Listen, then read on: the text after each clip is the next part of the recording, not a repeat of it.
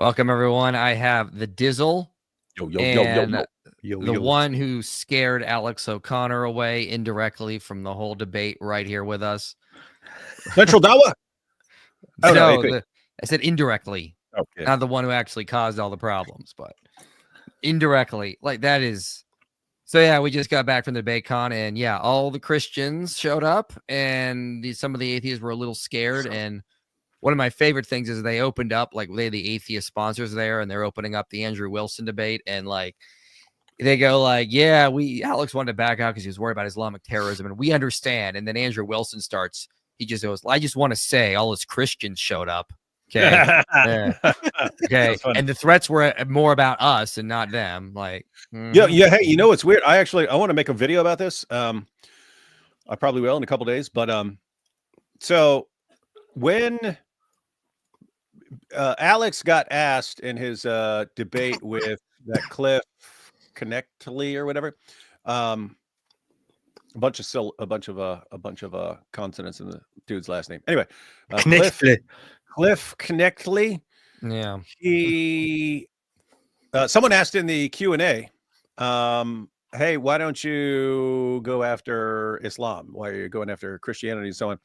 And he said, well, I'm just more familiar with Christianity. And I'm like, I'm not buying that. You can always, you are pretty familiar with Islam, and it's never a case of, oh, I'm familiar with this, therefore that's all I'll ever talk about in my life. You can always learn new stuff anyway.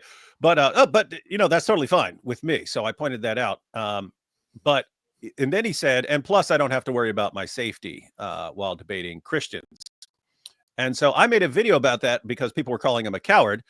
And I defended him. I'm like, look, he's in his 20s. He's a young guy. He's an atheist. This life is pretty much, all he has. He's very recognizable, and he's in the UK, which is significantly more dangerous than other places. So I said, it makes sense for him to not be going after Islam and to focus on other things. And it makes sense for people who are in safer areas like us to be blasting away at Islam. There's no reason this kid has to be offer himself up on the altar and so on. So anyway, I defended him for not going after Islam. Makes perfect sense to me. But then he backed out of a debate because AP was threatened. And then the guy who threatened him isn't going to be allowed there. And there's going to be security. And he would have been the hero of Muslims for attacking the deity of Christ.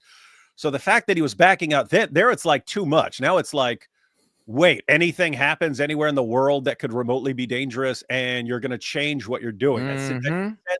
That just sends a dangerous message to Muslims. Hey, if you want to alter all of our behavior, just start tossing around threats. That actually encourages more threats because Muslims love being in control of other people's behavior. So anyway, so I thought, I think that's a perfectly valid and important point. If you are going to back down at the mere hint of danger against someone else, my goodness, there are terrorist attacks every day. So you might as well spend the rest of your life just getting ready to back down. So anyway, I try to put that as nicely as possible and so on. And there are atheists who agree with me, but I was actually surprised by how many atheists showed up in the comments saying, of course he has to back down. Of course he does. Are you crazy? What is it? You have to get himself killed. And it's like, guys, if I can't even suggest maybe not freaking out and backing down anytime there's a random threat against someone else on the planet, if I can't even suggest that without enraging you guys and sending you into fits going, of course we have to back down. It's like, you guys might as well surrender now. Yeah. You are so done. You know what's funny? I looked at my at the comment section of my debate with Gnostic Informant, and one of the top comments was Alex O'Connor watched this debate from under his bed. That was your debate, AP, was actually much more fun than I anticipated. Like, I thought it was going to be like heated and fighting, but it was actually just a fun debate. And I will say, like, yeah, I mean, you definitely won, but hats off to Gnostic Informant.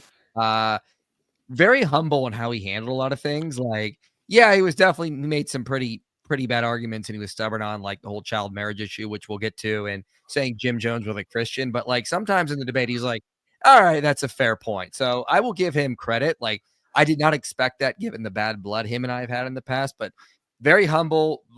Definitely learned from his the way he presented himself, and I want to try to do that more in the future. I thought He that was- humiliated He was him. nice. He was nice, and I'm surprised, and I want to say I also did thank him, and I wished him all the best. Said happy to have discussions in the future, because the thing is, what actually happened before this was that that he publicly started kind of challenging me and poking me and saying, "You will never debate me on Islam and Christianity," and all that.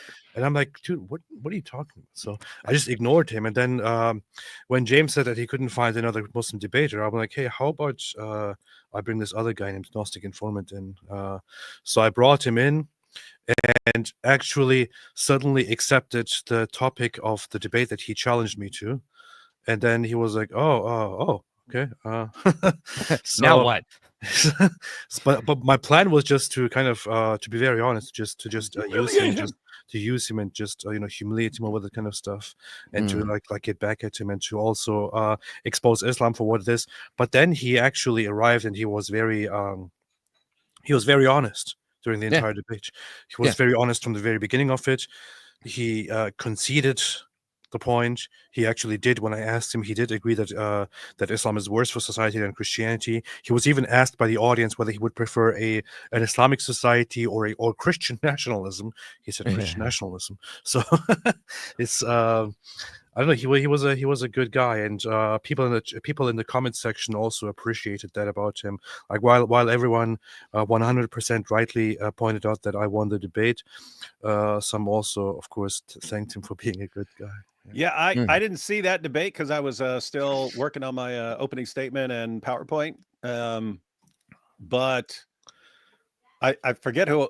It might have been John, because I was hanging out with John McCrae. But someone said Ruslan was watching and texted him, said you were cooking the guy, and I was like, oh yeah, that's cool, because I didn't know anything about Gnostic Informant, so I didn't know if he was going to be a good debater or not, or if he's going to be. He said he was a little nervous, or if he's going to act like an idiot, or if he's going to, So no, I had no idea what to expect, but yeah, just heard that Ruslan was saying you were cooking the guy. Yeah, it was a good. Ruslan was there, and he was good. He was cool. Yeah, it was a good day for Christians. Andrew Wilson slaughtered Craig, the FTFE guy, slaughtered him. AP gets up there, definitely wins his debate, and Gnostic Informant again, very very humble in that. Again, really impressed by him. I definitely feel like I should try to exemplify that. And then David Wood gets up there, has one of the most fun debates ever with Robert Spencer, which has one of the famous lines. The most famous line of that whole debate was, "We know where the semen came from, Robert." Most famous line. And it wasn't Muhammad's virility, but I was out of time. Yeah. What I found hilarious is I went into the room.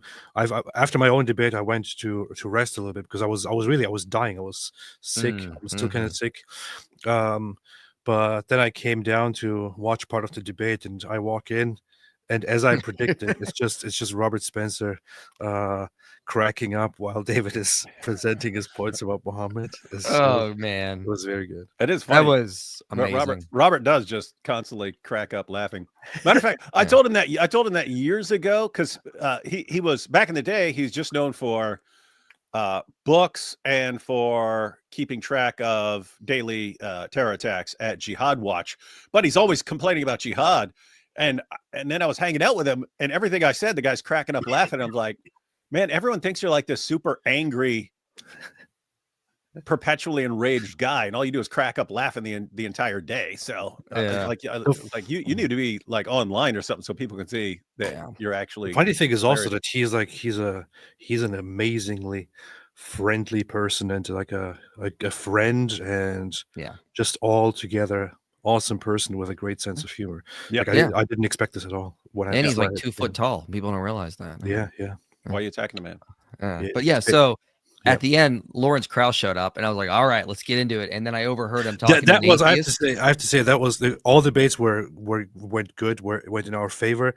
That debate, like, Lawrence Krauss crushed it, I have to say. Oh yeah, totally.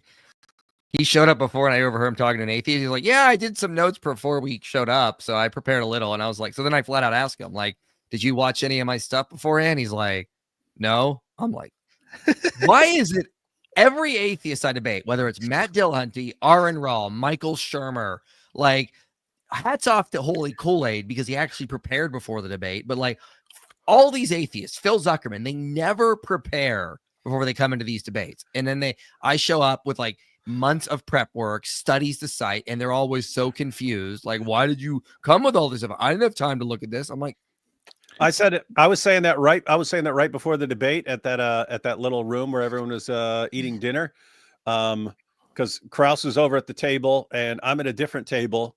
And then someone says, yeah, Krause said he didn't really prepare. And I go, it's a bad time to not be prepared. It's a really bad time to not be prepared. It's amazing because I've never seen anyone who shows up to debates more prepared than Mike Jones, and so that was a bad place. He's also I mean, he started the debate by saying that he thinks debates are a waste of time and he doesn't like debates. What the heck? What are you doing, man? Why would you go into a debate and your opening words in the debate are that you think debates are a waste of time and you don't like debates and you don't know why you are here anyway? I mean, what kind of an impression do you think you're making?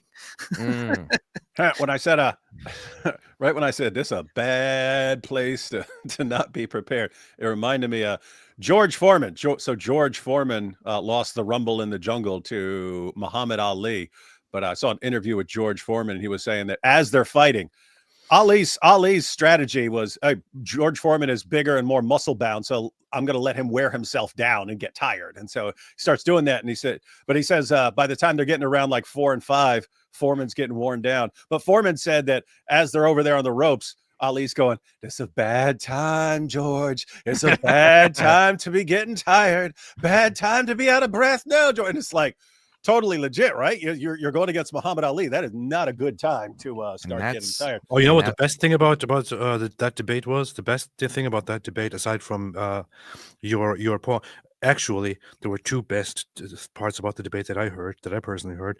One was when you were giving your rebuttal, I think, and he started speaking as you were talking. Twice. And you said, "I'm talking." That was awesome. But the other thing was also that he actually, toward the end of the debate, he actually argued that you don't need research, you don't need data, you don't need science, you don't need anything, you don't need numbers. All you need to do is just look around you and realize that secularism is better. This is coming from a scientist. Yeah, this is so weird, man. Here is that first one I found. Go with your heart. Listen to your heart. I gave clear scientific studies. You said that you think they're debunked. I'd really love to see your research on that. I'm talking. Anyway.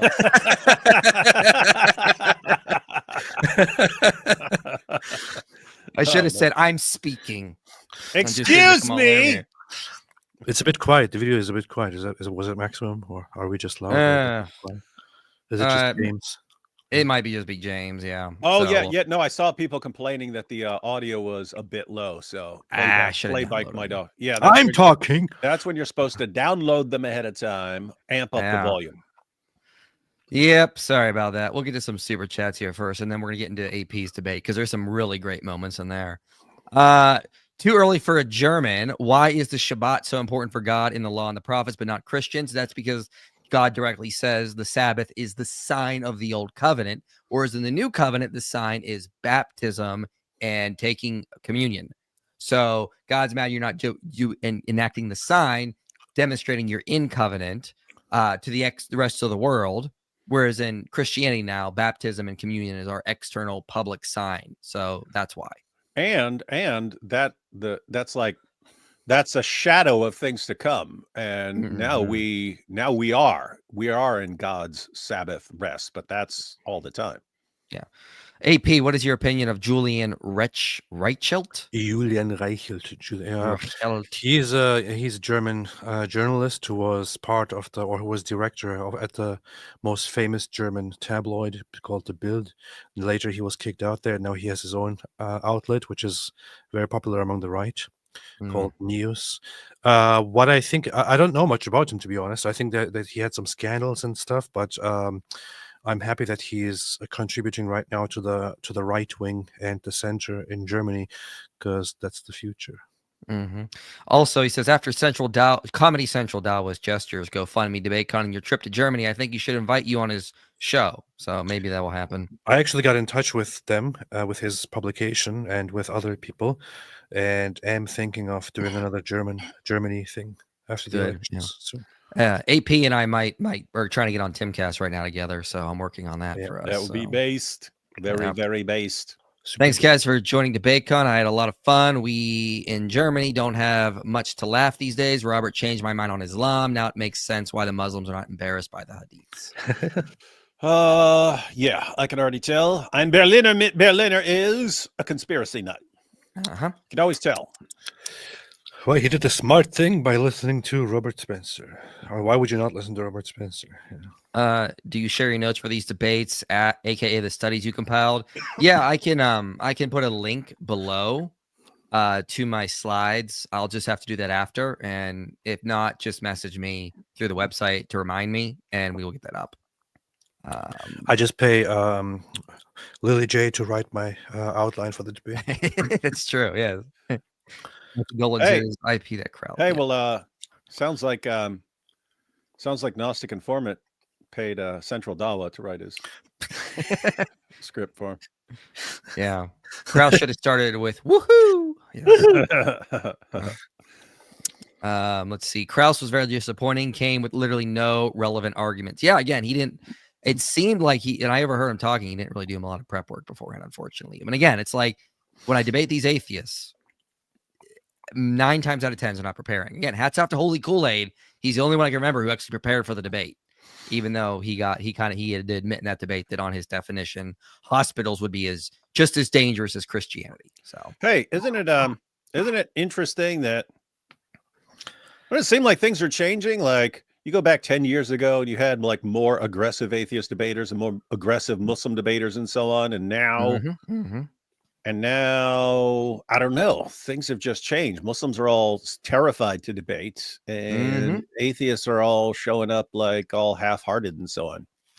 Oh, yeah. I think a lot of the atheists are getting like burnt out and worn out, it seems. Not all, but some are definitely like, is this really worth it? I remember there was a guy, a really small channel I used to debate a while ago. And then one day he just said, you know what? I'm done with this. And he deleted his channel and said, I'm just going to play video games. And I'm like, yeah, that makes more sense on your view. You got like 40 years of life left. Why are you going to spend it wasting debating us? You don't think anything's eternal. Because I need to prepare the way for Islam.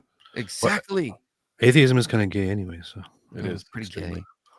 No, it's the evil trinity of Dabo Destroyers, Apostate Puppy, Inspiring Puberty, and David Winger.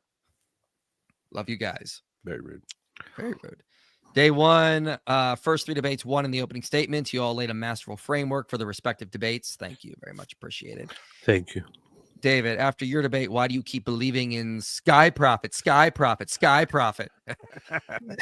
It's Sky Prophet, Sky Prophet, Sky Prophet, Sky Prophet, Sky Prophet. Powerful. Fair enough.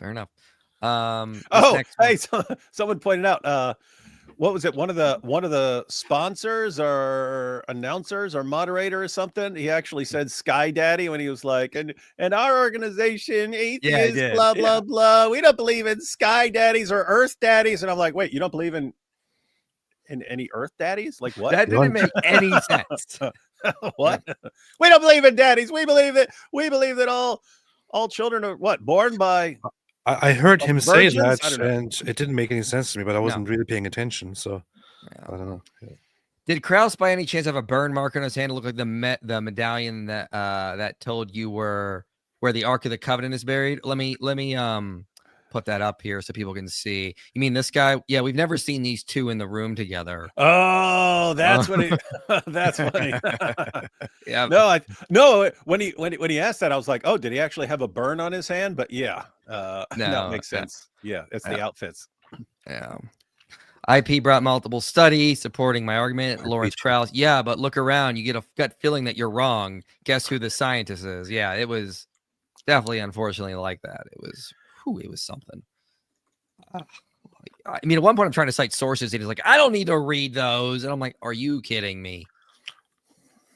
Day one of DebateCon 5, all 4 of my picks won, no problem. Krauss had a very underwhelming performance, and I hoped it could be more competitive. Yeah, I always hope it could be more competitive, but it never is. This reminds me, maybe we should, maybe I should tell James to start a betting system so people can bet and make money off of these debates.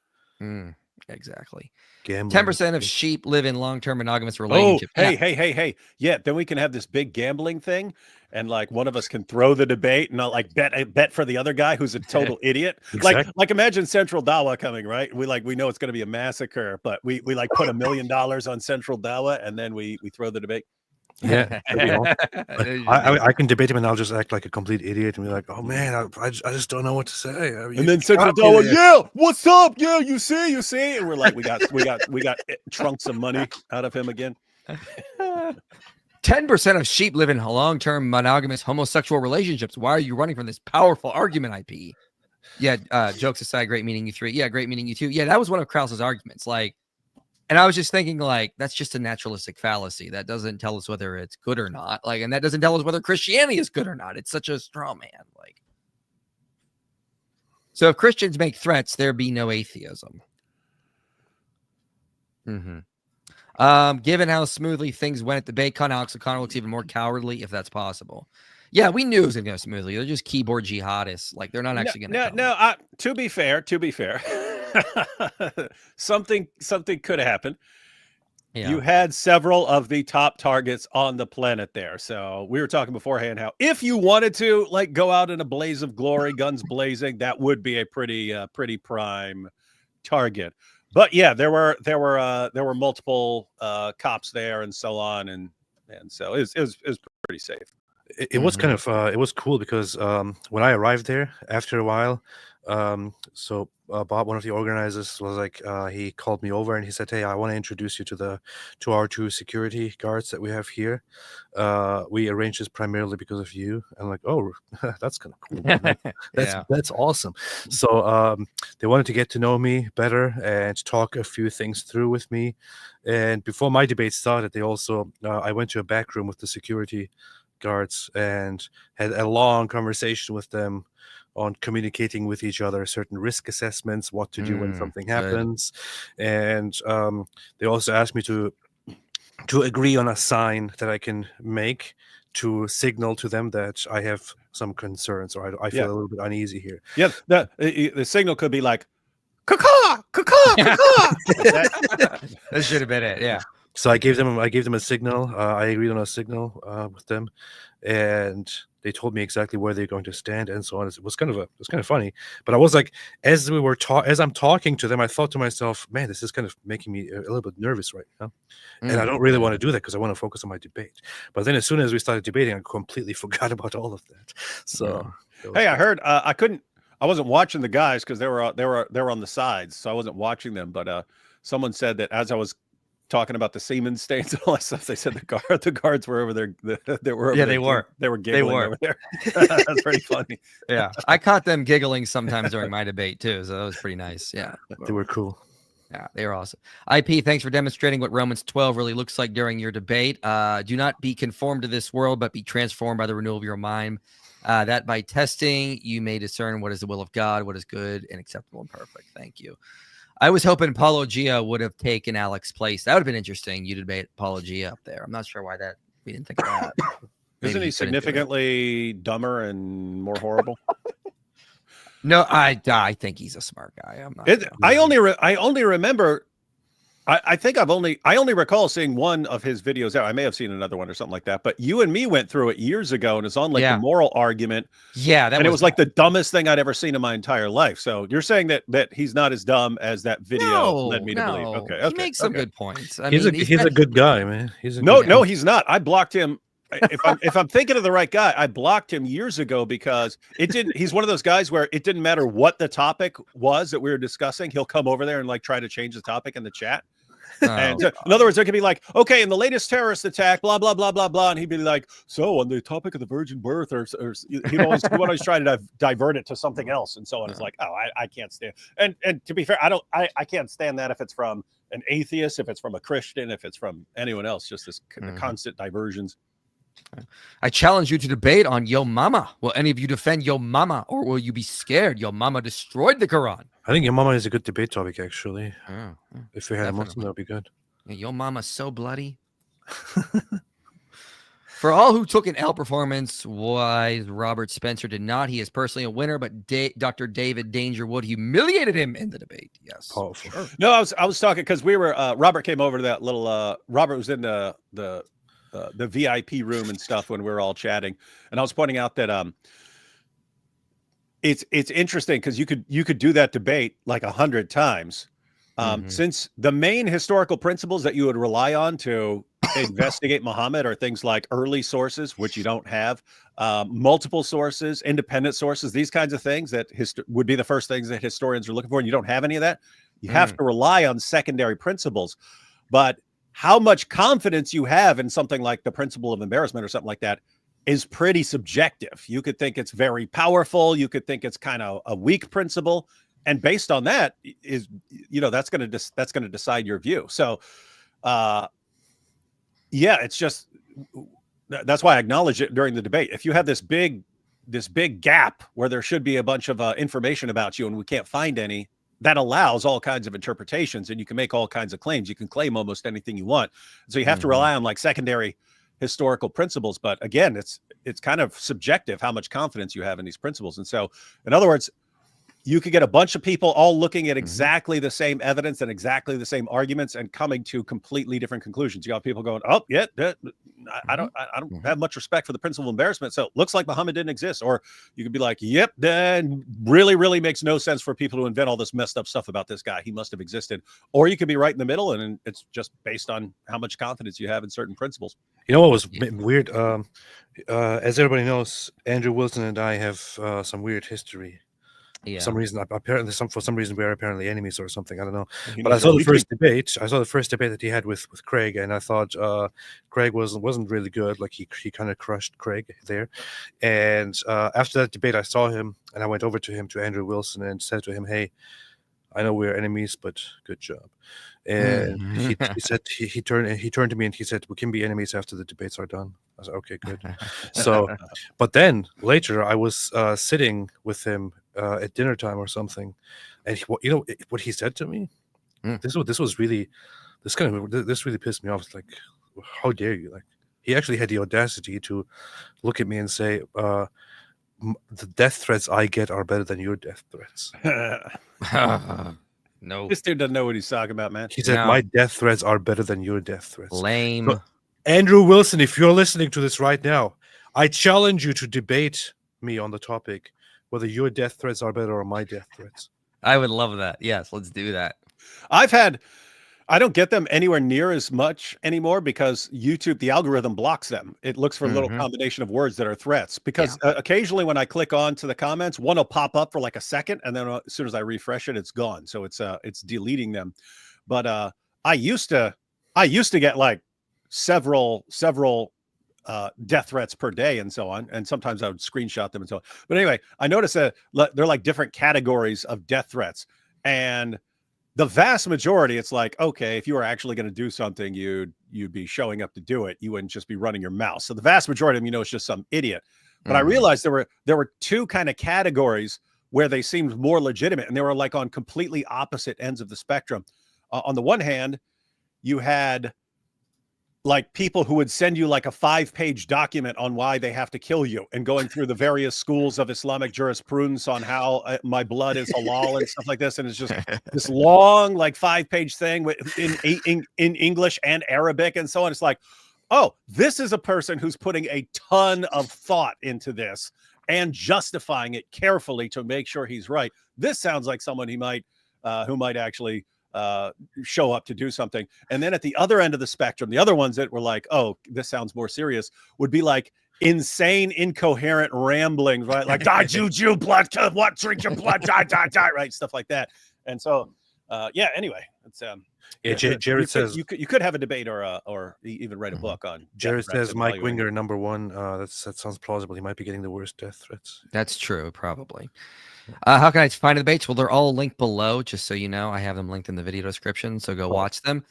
Butter says, I listened to all the debates. IP, you destroyed your guy. David was funny, and IP was just on point. Yes, he was. Just on point. AP, sorry. AP was on point. Yeah, let's I want to put up AP's debate here because this is how he opened his first rebuttal. Shout out to Testify Apologetics, who is in the chat.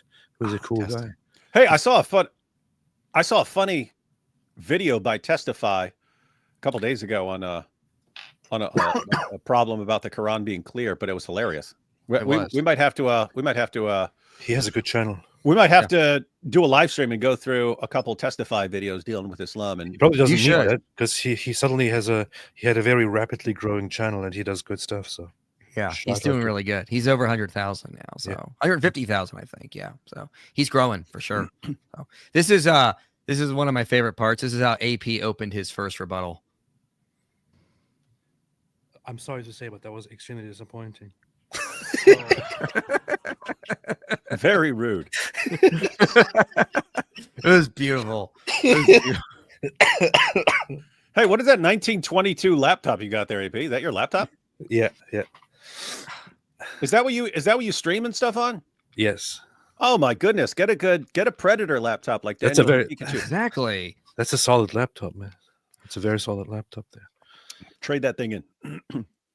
So, at one point, Gnostic Informant made the argument that, of course, got to me because you guys know when it comes to child marriage, I'm not going to stand for that. But he decided to make a child marriage argument here, which was so bad, and I loved AP's reaction. Okay, he talked about the first thing he brought up was sexual intercourse with children. This is an idea that comes straight from the culture of Judeo-Christianity. Early Christian sources from the early 2nd century to middle 2nd century say that Mary was 12 years old when she was betrothed to Joseph. Being betrothed to someone means they can do whatever that they. What an idiot! You can do you guys said he's nice, so I don't know. That's Islam taking the same culture from them. I don't know what's funny about that. That's literally what they. That's how the culture was. That's what Islam adopted. What's funny about it is I can explain it this very, very simply. What's funny about the funny thing is I didn't even take the time to really respond to this. Yeah, there was just so much to respond to. I didn't really respond to this. He said something. Okay, look, he was cool. He was very nice and all, but what he says there about betrothing is complete nonsense. He says that Mary, according to sources, was betrothed at the age of 12, and betrothing means that you can just, the guy can just do anything. What are you talking about? What are you talking about? Betrothing just means that just basically means engaging, promising. That's it. And I got up in the Q&A and I was like, you mean the 2nd century sources, the ones where Mary's perpetual virginity is central, the one where she's betrothed to this 90-year-old Joseph so he can prevent her from ever losing her virginity? That's where Islam got their idea they can have sex with children from? That makes no sense. Oh, you brought that up? That's awesome. Oh, yeah. I brought that up in the Q&A, and you should turn that into a separate little video and actually pull the source up. Yeah. So and it's important in the source where she's betrothed at 12 and so on. And they say Joseph, we need you to marry this girl and so on because she's going to be a virgin and you basically need to watch out for her and so on. And he's going, no, people are going to think I'm a pervert if I married a young girl. Exactly. And he doesn't want to do it. He's refusing because he doesn't want people to think he's some creepy old pervert who marries a young girl. And they're like, no, we all know, man. We all know you're not going to be doing anything. It's like clearly made up sources and so on. But not only that, it's what Gnostic Informant did. And to be fair, he probably didn't even intentionally do this. He probably looked up someone's dawa response. Because they do this. They'll say, oh, what are you talking about? Joseph was banging Mary when she was 12 and stuff. exact opposite of what the sources say. Well, even to that, like when I pointed this out in the Q&A, Gnostic Informant was like, yeah, but that was just the practice. That is blatantly false. Read Michael Satlow, Amram Troper, excuse me, Brent Shaw, Keith Hopkins. They all show that in the Roman world, including Palestine, girls were marrying between their late teens to early 20s. Kim Phillips knows the same thing in the Middle Ages. Can you play the part where you asked where you asked him in the Q&A? Yeah, let me. I'm pretty sure that he said something about Jews there, and which is directly in contradiction to what I learned from the Talmud. Yeah, let me find it. It's in. I'm on screen. I can find it if I just look here. There it is. There you are. There you are. Is Mike Jones. Who? Thank you very much. Neil, you said that Islam got its child marriage practices from Christianity from 2nd century sources on Mary being 12. The ones you're referring to, are those the ones where she is given to Joseph to be a perpetual virgin and he's supposed to guard her from ever having intercourse ever? Those are the ones that allow child marriage? I'm not talking about just her marriage. I'm talking about the act of betrothing children at that age was common in Jewish and Christian circles in the 1st century, 2nd century. And Mary's marriage was the doesn't common matter. way it Well, Mary is one specific case. She's the mother of God, so obviously there's something different here. But it was the common way they did things. This was at around 12 after the bat mitzvah. God! It would normally be arranged for marriage. And your source is the proto-evangelical. That's one source, but other sources such as proto-evangelical James is only talking about Mary. Okay, so what other? And sources? I brought up Mary because we're talking about Jesus and Mary, but okay. But the sources of that time period show that this false. was a commonplace tradition. I like you. What sources? He doesn't. That's just false. Again, Michael Satlow, Amram Trooper, Brent Shaw, Keith Hopkins, and then from Middle Ages, read Kim Phillips' book, Medieval Maidens. Neil, if you're watching this, that is completely false. I brought all this up in my debate with Daniel Hakikachu. This is a misconception about antiquity and the medieval period. Girls were not being married off at 13 on average. They misunderstand that 12 and a half is the minimum age. And they think, 12 and a half is in Jewish tradition, the minimum age for marriage. And they think, therefore that's when girls are that's ridiculous. You have states where girls can get married at like 15. That doesn't mean that's when everyone gets married. That doesn't mean that. That means that's a minimum age. But I mean, aside from that, so minimum age 12 and a half. And you point out average age significantly older when girls are actually getting married. But apart from that, in Islam, there's no minimum marriage age of 12 and a half. Muhammad married Aisha when she was 6. And that's not given as some like minimum age. She has to be at least 6. Didn't Hakikachu said a girl could be betrothed at any age when he's debating? When he's debating? Yeah, as long as there are signs of puberty, is what he said.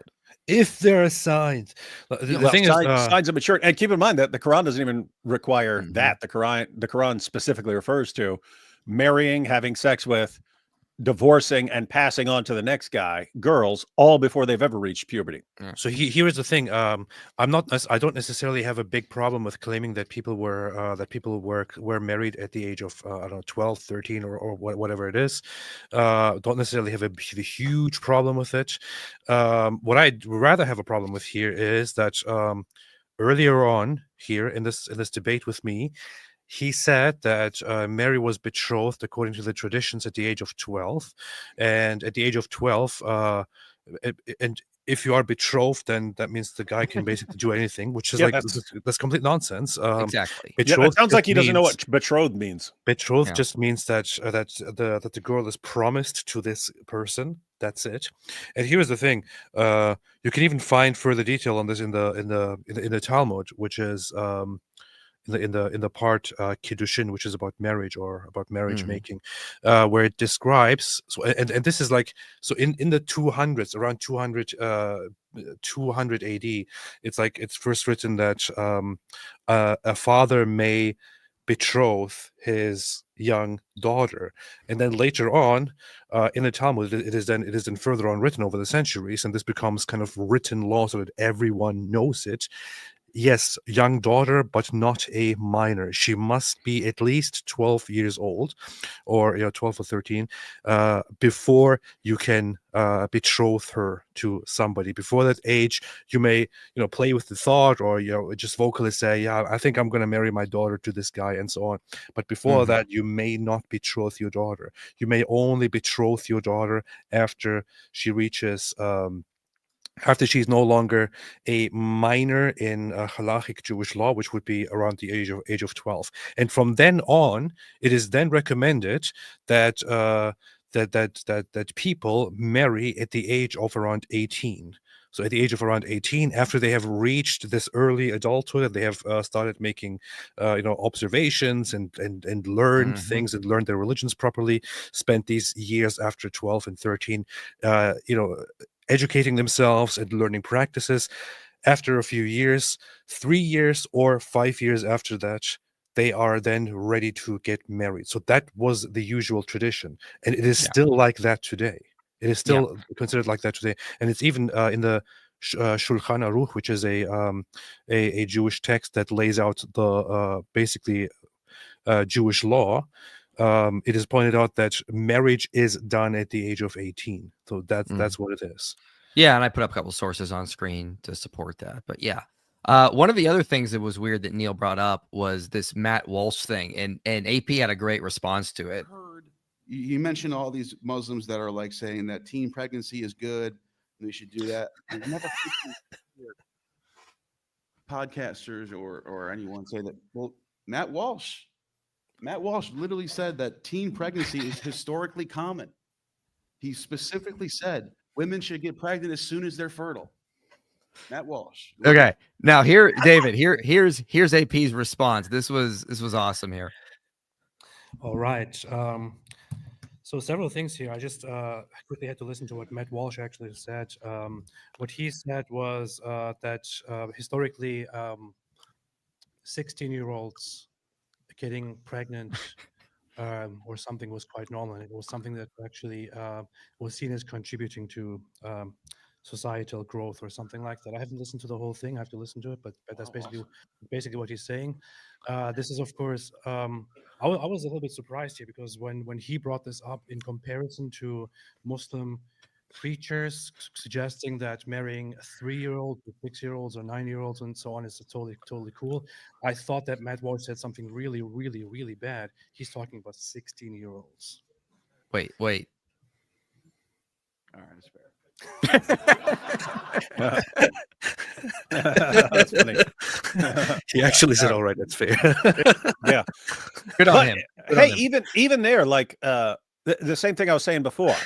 He didn't have to be like intentionally misleading or deceptive by quoting the Matt Walsh. It sounds like he's giving Dawa responses, which makes me wonder if like he did have some Dawa guy helping him out with his I think material. that he just looked up certain. He just I don't know, may have looked at common responses and all that. But we've seen that over and over again from the Dawa crowd, right? Like you bring up child marriage and you're like, what? Look, this guy says that you can have sex with a 6-year-old or a 5-year-old or this or that. Hey, what's going on here? And they'll say, but this guy says it's okay to. This other guy says that it's okay to marry minors, but that person will be talking about marrying 16-year-olds or 17-year-olds and so on. It's like, Yeah, you're talking about, okay, if you're talking about 16 or 17, you're at least talking about girls who've gone through puberty. If you're talking about 5 or 6 or something, you're in a completely different world. So stop changing those things. Well, even it's like it's Matt Walsh. This is not an historian. This is not the Pope. This is a conservative commentator. He's hardly a source. Like this is an appeal to authority fallacy. Like this Matt is Walsh not is your go-to guy. Matt Walsh is one of the church fathers. That's true. He is. He was the he Pope. He was the first Pope after St. Peter. But here's was kind of like the end of this. Was like the sums up the whole debate right here. Was this guy asking this question? He was a cool guy too. I talked to him after. A confession, a similar question. Would you prefer if our nation was transformed into an Islamic state or a Christian theocracy? So I grew up Catholic, and I even went back to Christianity after when I was got older. so I'm familiar with it. It's sort of Alan Watts has I'm going to paraphrase what he said, but like it's in our blood in the West. We're just Christians by nature, and Islam's more foreign to myself, so I would prefer Christian nationalism. So you would prefer Christianity? That's good. If I had to choose between Christian nationalism or Islamic fundamentalism. You didn't think I thought that? Okay. Well, that's the debate, folks. That's that base. Like, okay. He actually did bring up a little important point there, that we're kind of all Christians in the West, and that's a point that Jordan Peterson was making to Richard Dawkins, saying you're more Christian than you realize. And Dawkins is grinning like, what are you talking about? I don't believe in the virgin birth or any of this. And he's pointing out like a bunch of the ideas that you just take for granted are not normal in human. You're not just born with these ideas. You get these ideas, and they don't come from atheism. They came from Christianity. You just absorbed them because you were raised in a Christian environment, and so on. And so, yeah, important point that pretty much everyone is to some extent Christian, in the sense, not of accepting Jesus Christ as Lord or something like that, but having been massively influenced by Christian ideas. Get a super chat Seminole, but my social media manager wanted to remind you, everyone, that we are still raising funds to get the ministry fully funded. We're bringing on Fan of Exploring Reality. He's going to start posting his videos on this channel. So if you click the link below, you can start donating monthly. That would be extremely helpful for us being underfunded right now, because right now Fan is not making anything to keep making videos. So it'd be greatly appreciated if you guys could help out with that. Hey. Yo. Hey, Pete, maybe we should do one of those meetings like we did a few years back on that island off of South Carolina. Yeah, where we all got together and everyone shared what they've learned. People shared what they learned about YouTube and stuff like that. But yeah, we should do one of those again. Yeah, that was great. I'm saying if Fan knows his stuff and he's smart and he's got good content and stuff like that. Real smart. So if he's not doing well on like YouTube and stuff like that, then it's a matter of like learning more about how it works. Yeah.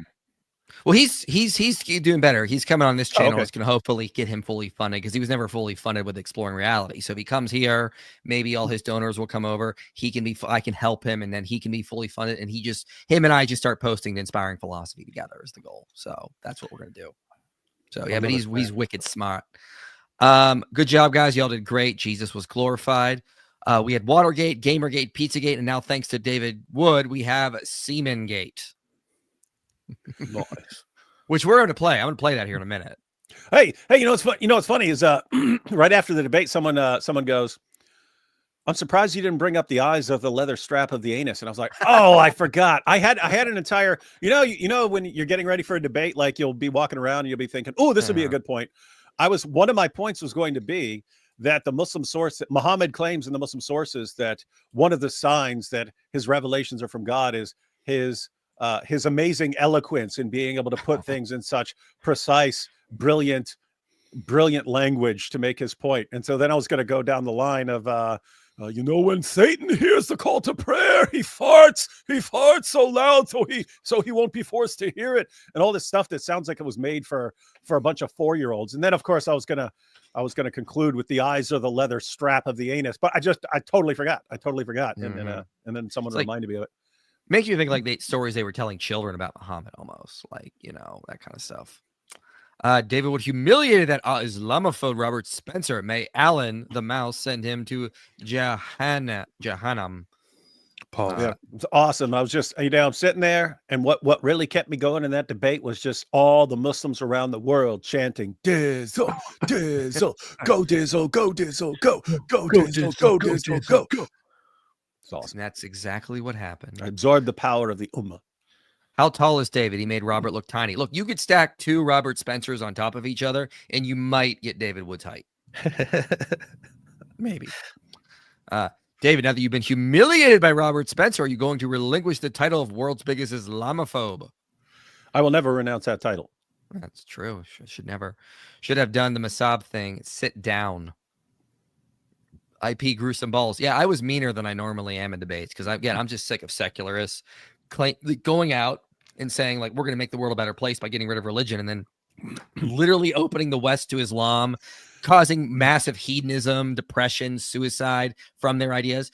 And it's like, at the end of the day, it's like, we just got to start pushing back on this because they're causing so much immense problems that don't need to happen. And they think they're doing the world a favor. It's like that meme of like Patrick and SpongeBob in the burning city going, "We did it, Patrick. We saved the town." That's seculars now. Yeah, I think by the way, I think lots of people, myself included, are having that sort of same reaction right now. And with me, it's kind of, guys, I focused mostly on blasting Islam for a long while you guys were able to perform your experiment. Your experiment was, hey, if we just get millions of people to become atheists, society's going to improve in all these ways, and we're going to get closer to a scientific utopia and so on. Okay, you tried it. None of that happened. Not one single thing you guys predicted in 2002 and 2003 that you said would happen. None of it happened. In fact, the opposite of everything you said would happen is happening. If you guys have a drop of empiricist blood in you, if evidence is at all relevant to you, you guys should all be going, wow, this is what we thought would happen. The opposite happened. Our position has been massively disconfirmed, and we need to keep our mouths shut about it. But you don't. You just keep spouting the same nonsense. Why? Because it really felt good all that time to be going, we're the smart ones. Everyone else is dumb. We're smart. They're dumb. We're so smart. They believe in Sky Daddy, Sky Daddy. And that felt good. Just having contempt for everyone else, and now they're clinging to it.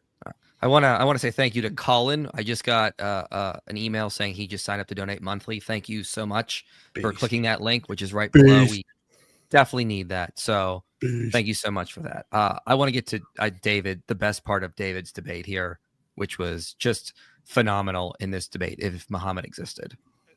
As far as the issue of the semen, Robert says Muhammad was a man's man, gushing with virility. I have a question, Robert. What makes Robert make so sure that this was Muhammad's semen?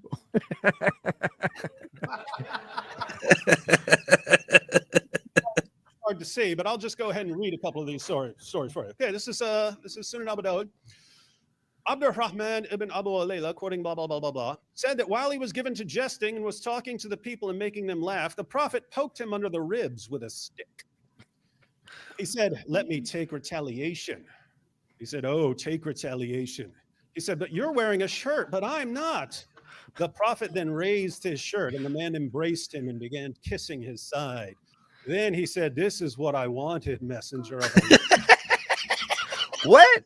What is the Islamic explanation of that, David? Like, what is going on in that?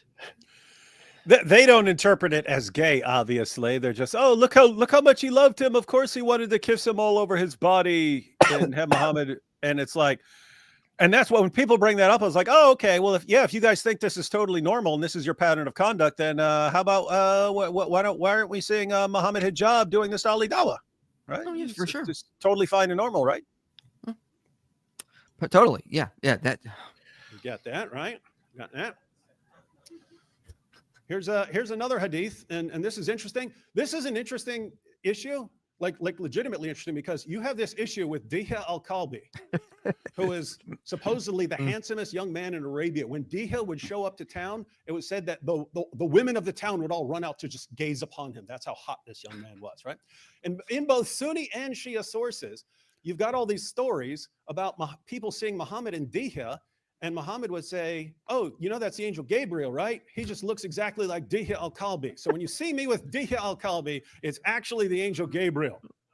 Right? Okay, I'll give a couple of examples. Time is short. These are some of the things that I'm like, that might very well be historical because it's just so silly. It's not like they're trying to like invent homoerotic stories. This is like something you would make up to like try to cover your tracks. Yeah. And then it's so weird. And it's very important what I just said there. This is in Sunni and Shia sources. Yeah. And they're saying completely different things, but they're making exactly the same point. Like right here, I'm reading a Sunni source. And this is about Muhammad talking to one of his wives and saying, "Hey, when you see me with Dihya al-Kalbi, it's actually the angel Gabriel." But I mean, all he does with her is say, "Hey, who was I with?" And she says, "Dihya al-Kalbi." And then he's giving some sort of message at the mosque saying, "Hey, you know, when you see me with Dihya al-Kalbi, it's actually the angel Gabriel." And that's when she's like, "Oh, I get it." But then in the Shia sources, you've got the exact same, but it's completely different. It's, hey, when I'm behind the curtain with Dihya al-Kalbi, and you guys catch me and stuff sleeping on his lap, it's actually the angel Gabriel. It's like, wait, what are the odds that both Sunnis and Shias ended up with completely different stories that are all doing the same thing? That Muhammad is doing something with Dihya al-Kalbi, and he's making up a story about this being the angel Gabriel. Like what are the odds that in completely different sources they both started making this kind of thing up? So seems historical. In other words, this seems like, since you're talking about completely different sources and so on, completely different traditions, it's kind of it's not terribly early as far as the sources that we actually have, but you're dealing with multiple independent confirmation, right? They're independent sources, multiple sources saying the same thing. Looks like something that goes back to the historical Muhammad. Yeah, it's weird. Narrated Abu Uthman, I got the news that Jibril came to the Prophet while Salama was present. Jibril started talking to the Prophet. The Prophet said to Salama, "Did you know who that was?" She said, "It was Dihya, a handsome person amongst the companions of the Prophet." Later on, Salama said, "By Allah, I thought it was none but Dihya, but I heard the Prophet talking about Jibril." So he goes and he actually gives a message that when you see me with Dihya al-Kalbi, it's actually the angel Gabriel. Check this out. We can't read this, maybe very hard to see, but I'll go ahead. Once Abu Dar came to the Messenger of Allah while Jibril was in the form of Dihya al-Kalbi, one of the companions of the Holy Prophet, in a private meeting with the Messenger of Allah. Private. And then I'll go ahead and read the next paragraph there. When Jibril left, Abu Dar came to the Holy Prophet and Messenger of Allah, said to him, "Oh, Abu Dar, who stopped you from offering us the greeting when you passed by?" He said, "Oh, Messenger of Allah, I thought the person with you was Dihya al-Kalbi in a private meeting for something of your affairs." The Messenger of Allah said, "That was Jibril." That was Gabriel. This one's really small, but Hudayfa answered, "The people used to enter upon the Prophet whenever they wanted. The Prophet then prohibited them from entering upon him when he was in a meeting with Dihya al-Kalbi." Guys, hang on, pause there. You guys catch that? Everyone catch that? People used to just walk in and talk to Muhammad, whatever. But he then had to say, "Guys, when I'm behind the curtain with Dihya al-Kalbi, do not come back there. If this curtain's a rocking, don't come a knocking." You don't want to know what's happening back there. You do not want to see this. Gabriel's delivering his revelations to him.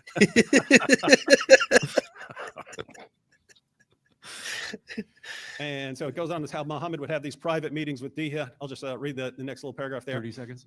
Hudayfa said, "One day I came to the Prophet for some matter, hoping to meet with him alone. When I arrived at the door, I looked and found a curtain covering the door. I raised it and was about to enter. That's what we were accustomed to do. Muhammad's behind the curtain with Dihya, they leave it alone. But this guy walked in.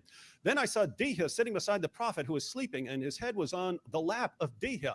Long story short, of course, it turns out to be the angel Gabriel. You can see there at the bottom. Then the Prophet replied, "That was Gabriel. So why did you tell him when you entered? And what did he tell?" We all know what this sounds like. Like, why are you inventing this? We all know that if you came home to your wife early and you saw a guy slipping out the window, you ran in thinking, "Hey, did that guy rob you? What was that guy jumping out the window?" "Oh no, that was an angel, honey." We know no one in history would be dumb enough to fall for that. Why would you invent this story? We know where the semen came from, Robert.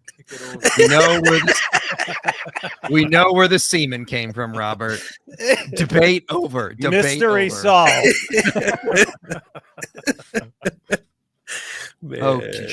Jibril, your revelations are Guy so big. came in and he lifted the veil and he saw them laying there and he said, "Gay," and Muhammad said, "No, Gabriel, it's Gabriel." Dude, but it's like here's the thing, it's like they're not inventing those stories to like just make gay encounters like okay, but like these just sound like what a real people would do to like make excuses for their crazy escapades. It's like this just seems so weird to make up, because now we can look at them going, that's suspicious, but like that's not something you would make up. Because Robert comes back and he says, well, they made those up to justify homoerotic encounters. And it's like, no, that's not what you would make up to justify that. You would make up Muhammad having a revelation that it's okay, not Muhammad doing this weird stuff with this Dihya al-Kalbi guy. I'm having the revelation right now. I actually did that during the debate, by the way. David. I had to steal the whole thing, and I did and Muhammad was getting a revelation. I did see that clip. I saw that clip somewhere. Yeah. Mm. And he got a revelation.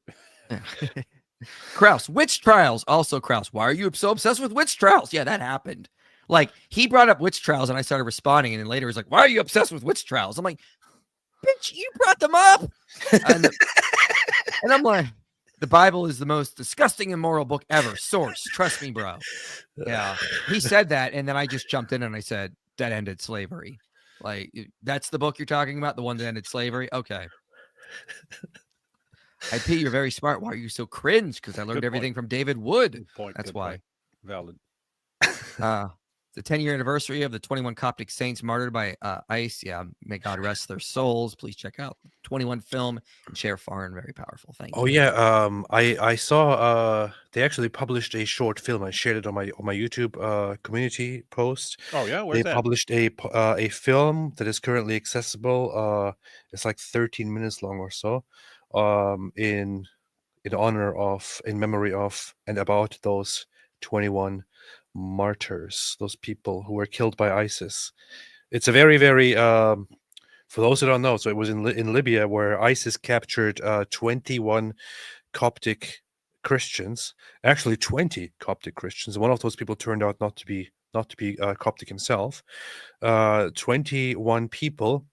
ISIS in Libya recorded a video to send a message to the Christians and others for their execution.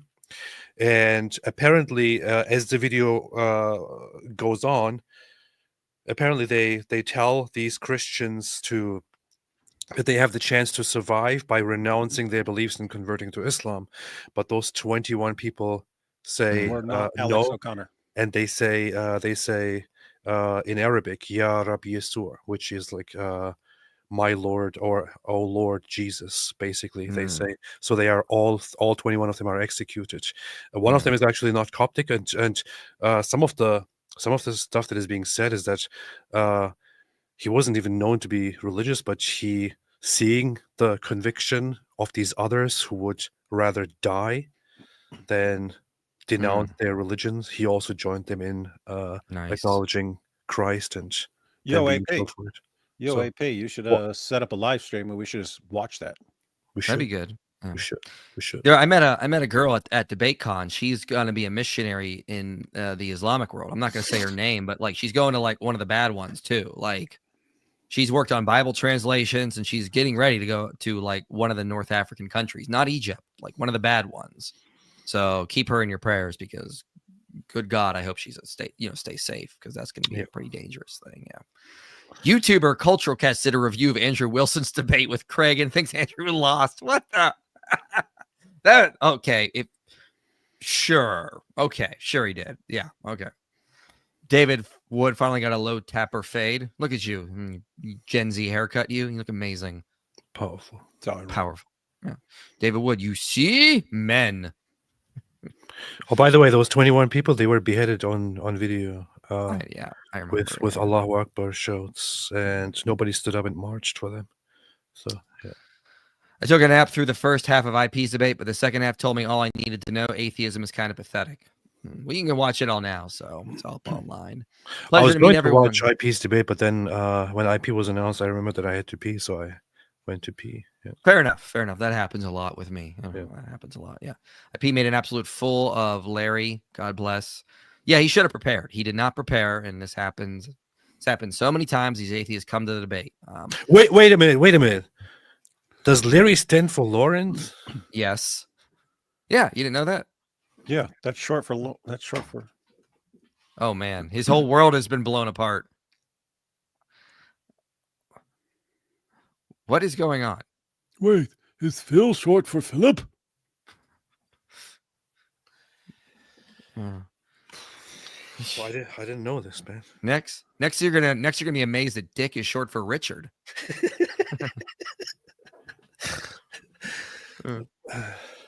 Spill the tea on DebateCon 6. I am so ready for the event, for DebateCon to happen in the future. But who is better, Lawrence Krauss or Phil Zuckerman? Phil Zuckerman was definitely more knowledgeable on the topic because he's an actual sociologist. But I unfortunately had to give him lessons on sociology in that debate. It was kind of sad to watch. Esoterica video when? Maybe in March or April. We're planning some live stream on it. Should we worry about cheering orthobros like Dyer and Wilson since they share a lot of their personality with the Dawa guys, arrogant, smug? You're looking at David Wood here. He can be a little smug sometimes. Listen. Listening. Answering LSD. Look, I have a lot of reservations about Andrew Wilson, and I sure may have some disagreements and some reservations when it comes to Jay Dyer. Although I really like the guy, and I think he's extremely intelligent and knowledgeable, and respect the guy. And yes, of course, I agree that among the ortho bro community, there are some differences in attitude compared to other Christian communities in general, in terms of being a little bit more, antagonizing and hostile and all of that. But comparing them to Dawa guys, Not yeah. right, So you're pointing out, maybe as far as tone and so on, they can be similar, but you're talking about guys who are way smarter and are providing way better arguments. No, not even similar, not even in tone similar. What are you talking about? Well, which Dawa guys are you talking about? Because I can think of nice Dawa guys. There are no. You thinking of like Hijab and stuff? Just in Dawa? general, I think both groups. If you just take the net attitudes of both groups, I mean, the Dawa guys are way worse net than like the Ortho bros for sure. Yeah, and I know a lot of Orthodox Christians here. I know a lot of Catholic Christians and a lot of Protestant Christians. A lot of them, like the Christians that I know in all three groups, they don't act like that. Like a lot of the online personalities do. They're all like, sometimes I'll talk to some Orthodox Christians here because I hang out with them a lot weekly, actually. And they'll bring up Jay Dyer and they'll be like, I just wish he wasn't so rude sometimes or something like that. So, you get that. Jay Dyer is I don't know. Like, despite also having had like public disagreements with him in some not so nice ways, I just like the guy and I find him just extremely funny. Sometimes I listen to him and just crack up. He just has a very little patience for people he disagrees with, and people who ask questions that he talked about already, or that he talks about like 50 times a day, and he's like, okay, I'm not going to take this. Goodbye. I'm blocking you. So he has that whole attitude, but I wouldn't say that any of this is comparable to the Dawa bros. Andrew Wilson is a little bit of a character, and I sure think that his attitude and all that, I don't like it. And we are also enemies now that DebateCon is over. I can say that again. So we're enemies and all that. But yeah, and he also had the audacity to suggest that he actually gets better death threats than I do. What's wrong with you, man? Yeah. But that said, I would not compare any of these people to Dawa guys. Dawa guys are pathetic and are not comparable to any Christian community that I know of. I was confused, thought atheists were all about science and logic, and the theist was about feelings and myth. IP showed data and logic is IP and atheist. Nope, I'm a Christian. That's why I go to the science. We invented that. Wasn't there little to no witch burnings in the Middle Ages? They all happened post 1500. Well, no, there were some in the late Middle Ages. There weren't there were almost none in the early Middle Ages. And this is, I'll play that clip now of me with Lawrence Krauss here, because like I actually brought up an important point in that debate here. Let me go to the time marker I have on the witches. Weren't there like 50 witch burnings every day in the history of Christianity? You see, yes, more like 50,000 every day. We're gonna kick it into the open dialogue. Gentlemen, the floor is all yours. Have you read the Lombard Law Code of 643? Of course I have. It says, let nobody presume to kill a foreign serving maid or female servant as a witch, for it is impossible and ought not to believe by Christian minds. The canon episcopal from around 900 AD stated witchcraft did not exist. Why were these happening in the early Middle Ages if burning witch was with a huge Christian tradition? Well, who's... Look, actions speak louder than words. Okay. Yeah, you got him. Like, look, this is the thing: is that throughout the first millennium of Christian history, there were almost no witch burnings. And then as Nathan Johnstone, who's an atheist, he wrote a book called The New Atheism, bashing the new atheists because he's just so annoyed by them. He said, listen, the reason witch burning started happening in the late Middle Ages is because Christians started rediscovering Aristotle and a lot of books about the ancient Greek thinkers and Roman law. And they thought we need to start enacting our own jurisprudence more and not just relying on God's justice. So they became the instruments of justice. And then they started going around doing more witch burnings. Another thing that contributed it was the plague of the 1348 to 1350, I think so. That rattled the minds when a third of Europe died. And so they had to blame someone. And so they started blaming witches in some areas. And so that caused an increase. Yeah. Among others. Yeah. Among other things. Like Jews. Yeah. Or cats. And cat. Yeah. So the reason witch burnings increased had nothing to do with Christianity. As Nathan Johnstone notes, it was a reintroduction of rationalism, and it was some catastrophic events of the late Middle Ages. It wasn't Christian. Prior to this, Christians were like, witchcraft doesn't exist. We know this from studying the natural world and everything. This is just secularism is represented by not so great people when it comes to debating and all that. Here's what happens when I tried to show this to Dr. Krause. Yeah, can I finish? Okay. So, just explain to me who ran the Inquisition. No, just tell me. Was it just who ran it? Catholic. Oh, sorry, the Catholics, the bad Christians? No, that's not what I said. No, okay. So who ran the Inquisition?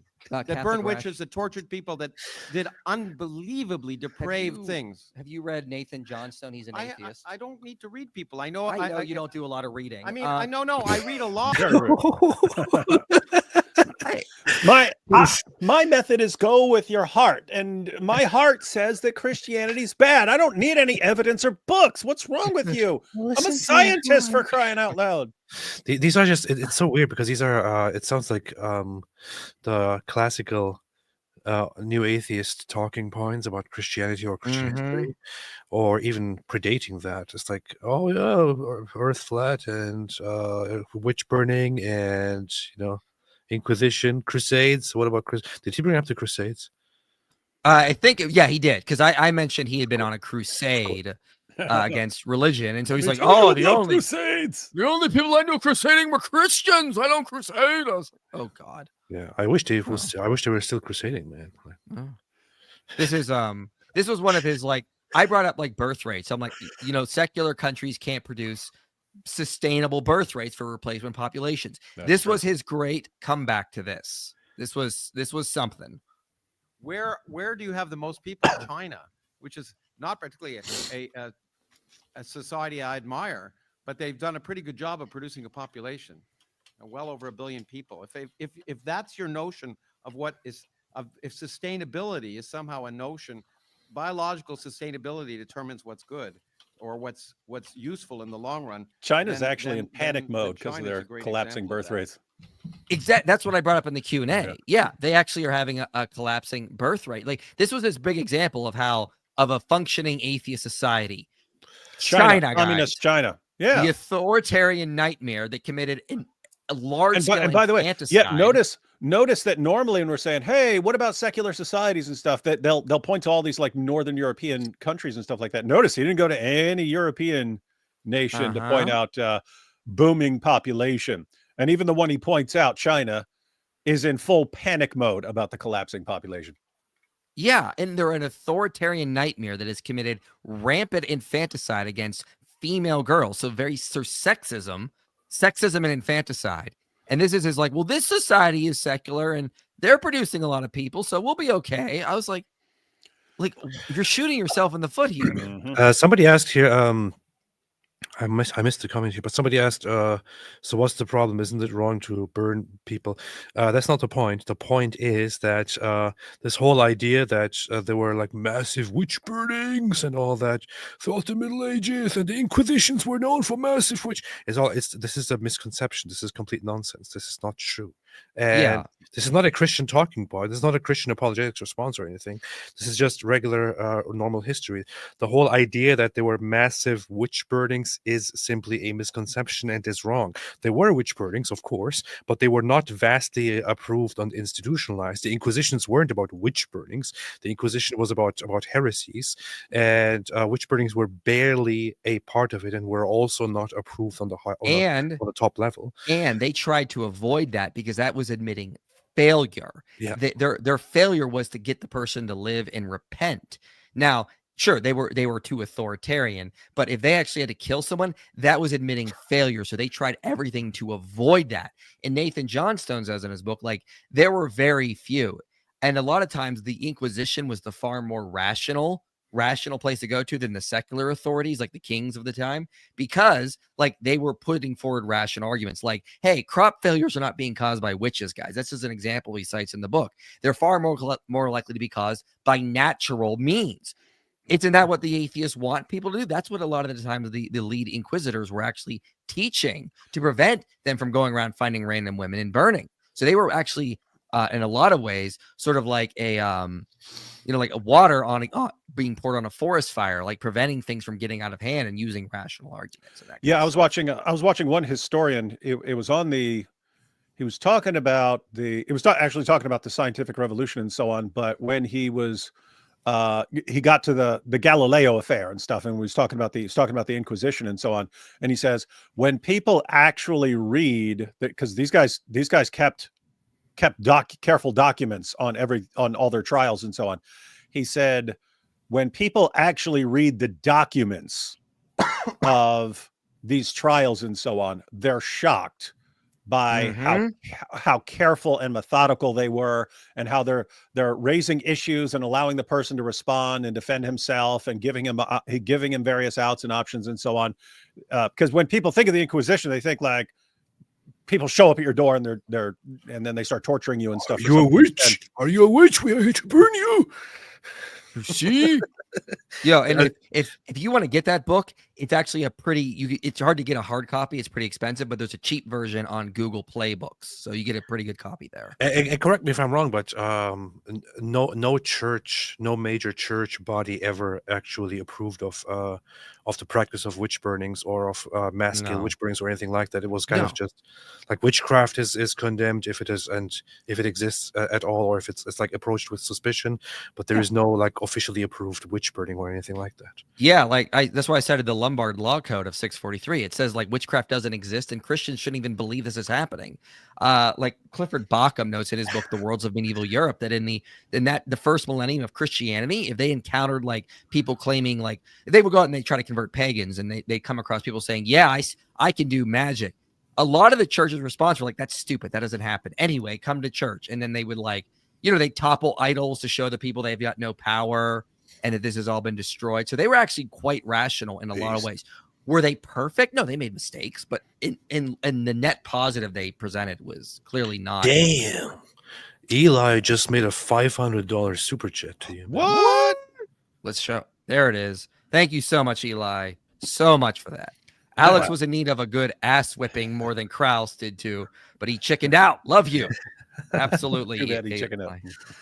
Yeah. Much respect to Eli. This is awesome. Very, very generous and very nice. Wow. Thank you so much. Much appreciated. And if anybody wants to donate monthly, we would need more of that. There's a link right below in the video description. You go here and we have a new website thing set up, and we get 100% of the donations here. So when you donate through Patreon, they take a cut. When you donate through like PayPal, they take a cut. If you donate through our website, we get 100% of this now. So that would be so much appreciated if anyone could come and be a monthly donor for us. Powerful stuff. Yes. Powerful stuff. Kraus made one really like weird argument that kind of like shot himself in the foot. He has been citing this in numerous podcasts, and I don't think he's realized the ramifications till I brought this up to him. Richard Dawkins Foundation did a study of those people who claimed they were Christians in the census about 10 years ago in England. It was the first time that less than 50% of the population declared they were Christian. So they did a survey, and they looked at the Christians, and they said, okay, you're Christian. Do you believe in transubstantiation? Do you believe in the virgin birth? Do you all of that sort of stuff? Do you believe in the resurrection? And most of them said no. And he said, why do you call yourself a Christian? They said, the answer answer that almost universally was given is, we like to think of ourselves as a good person. Most people feel that if they say they're not Christian, they're viewed as people who aren't moral.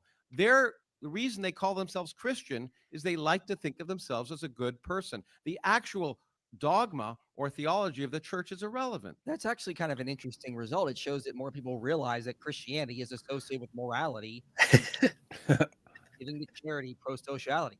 Those people seem to know something that you don't, which is that Christianity actually does lead to far more morality. If look here, tell you what, I give in. If being a good person, believing in rationality, believing that there's no evidence for any higher power is Christian, I'm all in favor of it. Look at this shift. Look at this shift. Hey, that study shows people think morality is associated with Christianity. Yeah, I give in. If people just don't want to believe in things without evidence, then yeah, that's Christianity. Like, what are you talking about? That's such a non sequitur. It's like his brain was just isn't even there.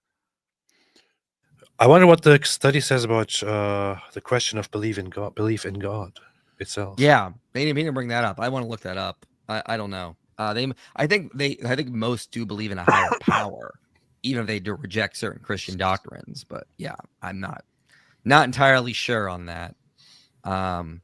David got banned from the UK. You see, it's the punishment of Allah. Allah's very strong. You see, Ali Dawa several years ago, he prayed for Allah to punish me and David Wood With diseases. And today we have the UK banning David Wood. See? Yes, it's the disease of me getting banned by the UK. You see, this is the proof that UK is Allah. And then posting a video where you got over 100,000 views about it. And so you got all that extra ad revenue. It's all part of Allah's plan. Allah's very strong. You see. When Jesus says, ask anything in my name and I will do it, whatever you ask, believe you have received it. It's applicable for believers today. I'm going to be posting a video on that in April. I'm already working on it. It'll be like 9 minutes long. So yeah, I'm going to have a whole video covering that. David Wood's opening statement was so funny. I was dying. Also, sorry for the embarrassing super chats I sent. Thank you all for being cool. Yeah, where you gave the Star of David Christmas tree topper of Quran pages to Isa. Oh yeah. Oh yeah, that's funny. That was amazing. Yeah, I want one. I need one of those for my Christmas tree. That's actually, I mean, it's not. Probably takes, I don't know, 5 or 10 minutes or something like that. But that's that's some David technical Wood stuff. I want a David Wood special. That's what I want. It's all right. And guys, keep in mind, everyone who's watching, that's made from one square. So getting a Star of David, getting a Star of David out of a square, a bit tricky, but it can be done. Yeah. Yeah, he said this in his first opening statement. Like, I think all those studies are debunked. And I'm like, what's your source? And yeah, then he tried to interrupt me. So have you seen JD Vance's speech? I've only seen clips of it. I don't know if you guys Oh have. yeah. Hey, AP. Hey, we should AP. review that. No. Yeah. Because we got the 21.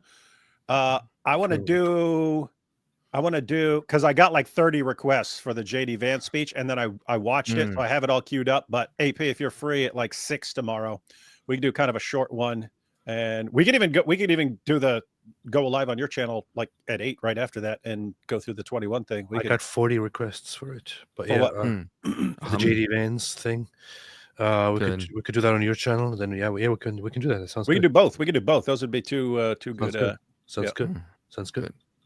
The infinite obsession of atheists with religious condemnation of their sexual acts is always fascinating to me. But you believe it's a sin?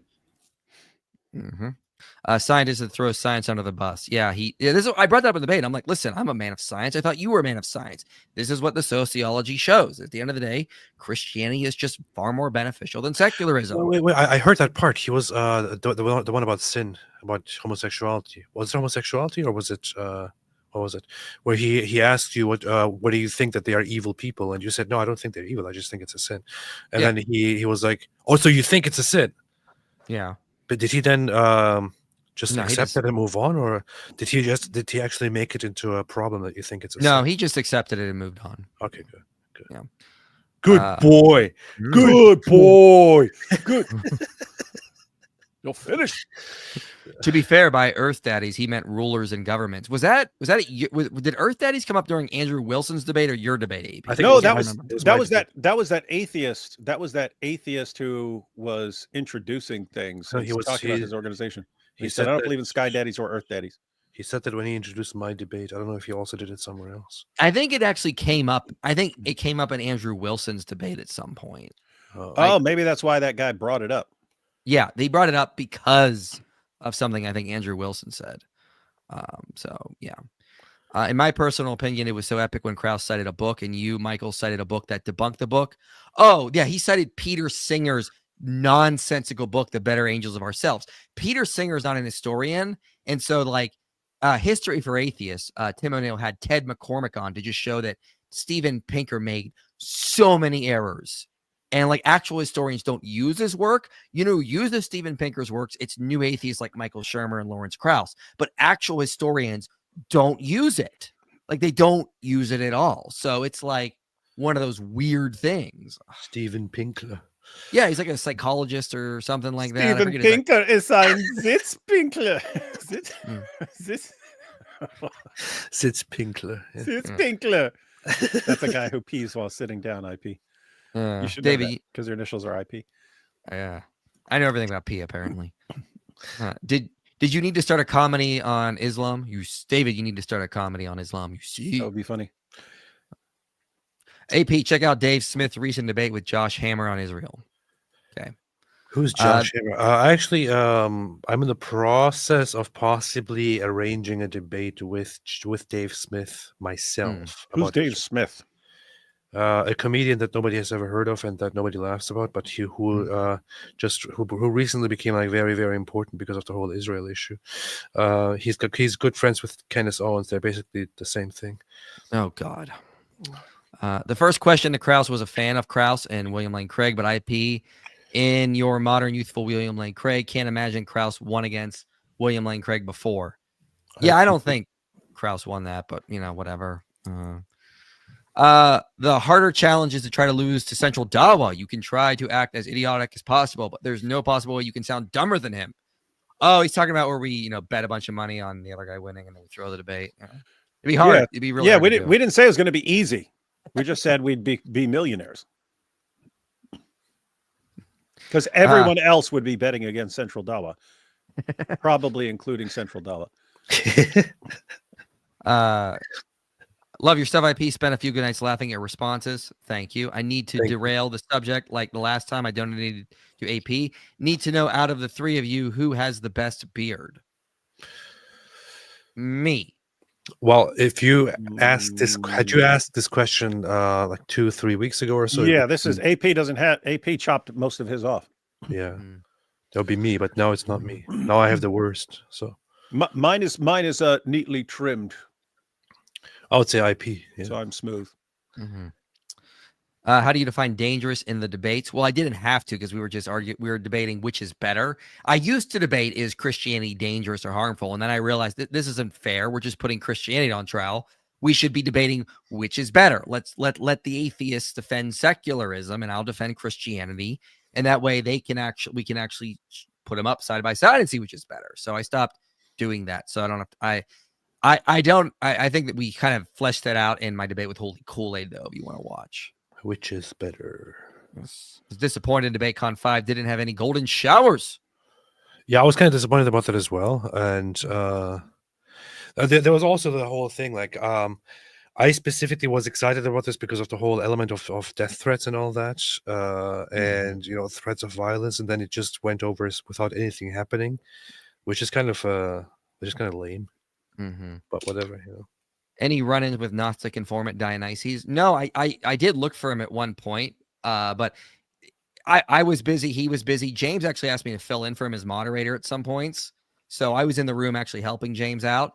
And then when I'm filling in, then Gnostic informant walked in to drop off the things we all had to sign, and we shook hands while I was focusing on the timer. I looked for him after, didn't see him. I think he was in my debate. But then he left early, and I went and looked for him after again, and he was gone. So no, I didn't get to talk to him now. Yeah, powerful. Did you talk to him? You talked to a little bit about AP a little bit. Yeah, a little bit. Yeah. David, someone says, sorry, my country's become a cuckolding. Yeah, things pretty rough for the UK right now. Don't Mhm. apologize. Do something about it. I will. I'll just I'll be like, I've decided that I want jihad against the UK and I want to bang a bunch of 12-year-old girls. They'll be like, oh, come right in. We'll make you the prime minister. mate. All right, mate. We've got a place for you right here in London.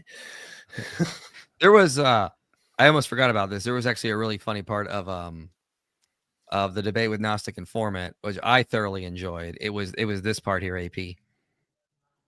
David Koresh, Jim Jones, so Cult leaders. in the name of Christianity. It's in Christianity influencing their choices. Wait. Yes, he was. Yes, he was. What else was he? Jim Jones, you just like interjected that so perfectly. Like Jim Jones wasn't a Christian. He's like, yeah, he was. What do you? No, he wasn't. Do you have my response to that as well? I responded to that later in my report. Yeah, I can find that.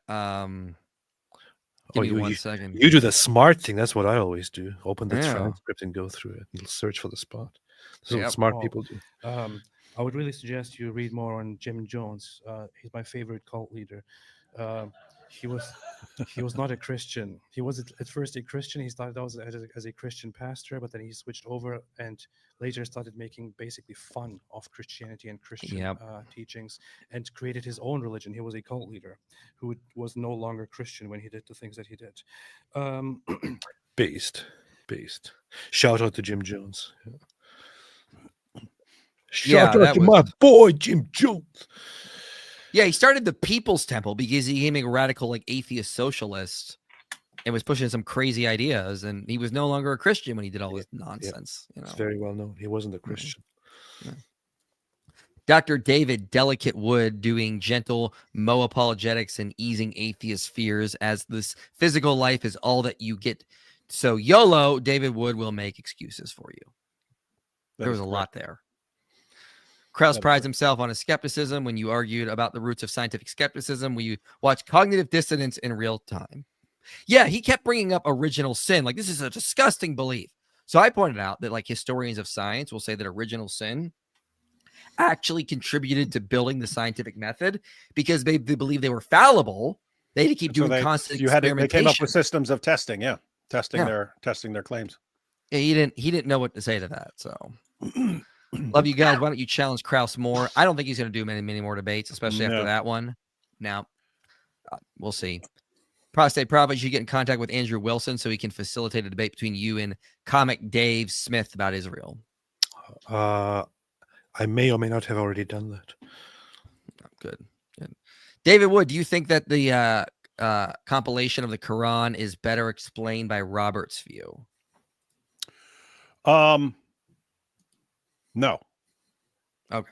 There you have. So I believe. I mean, obviously, tons of plagiarism. Obviously, the Quran, lots of it goes back to sources that came before Islam.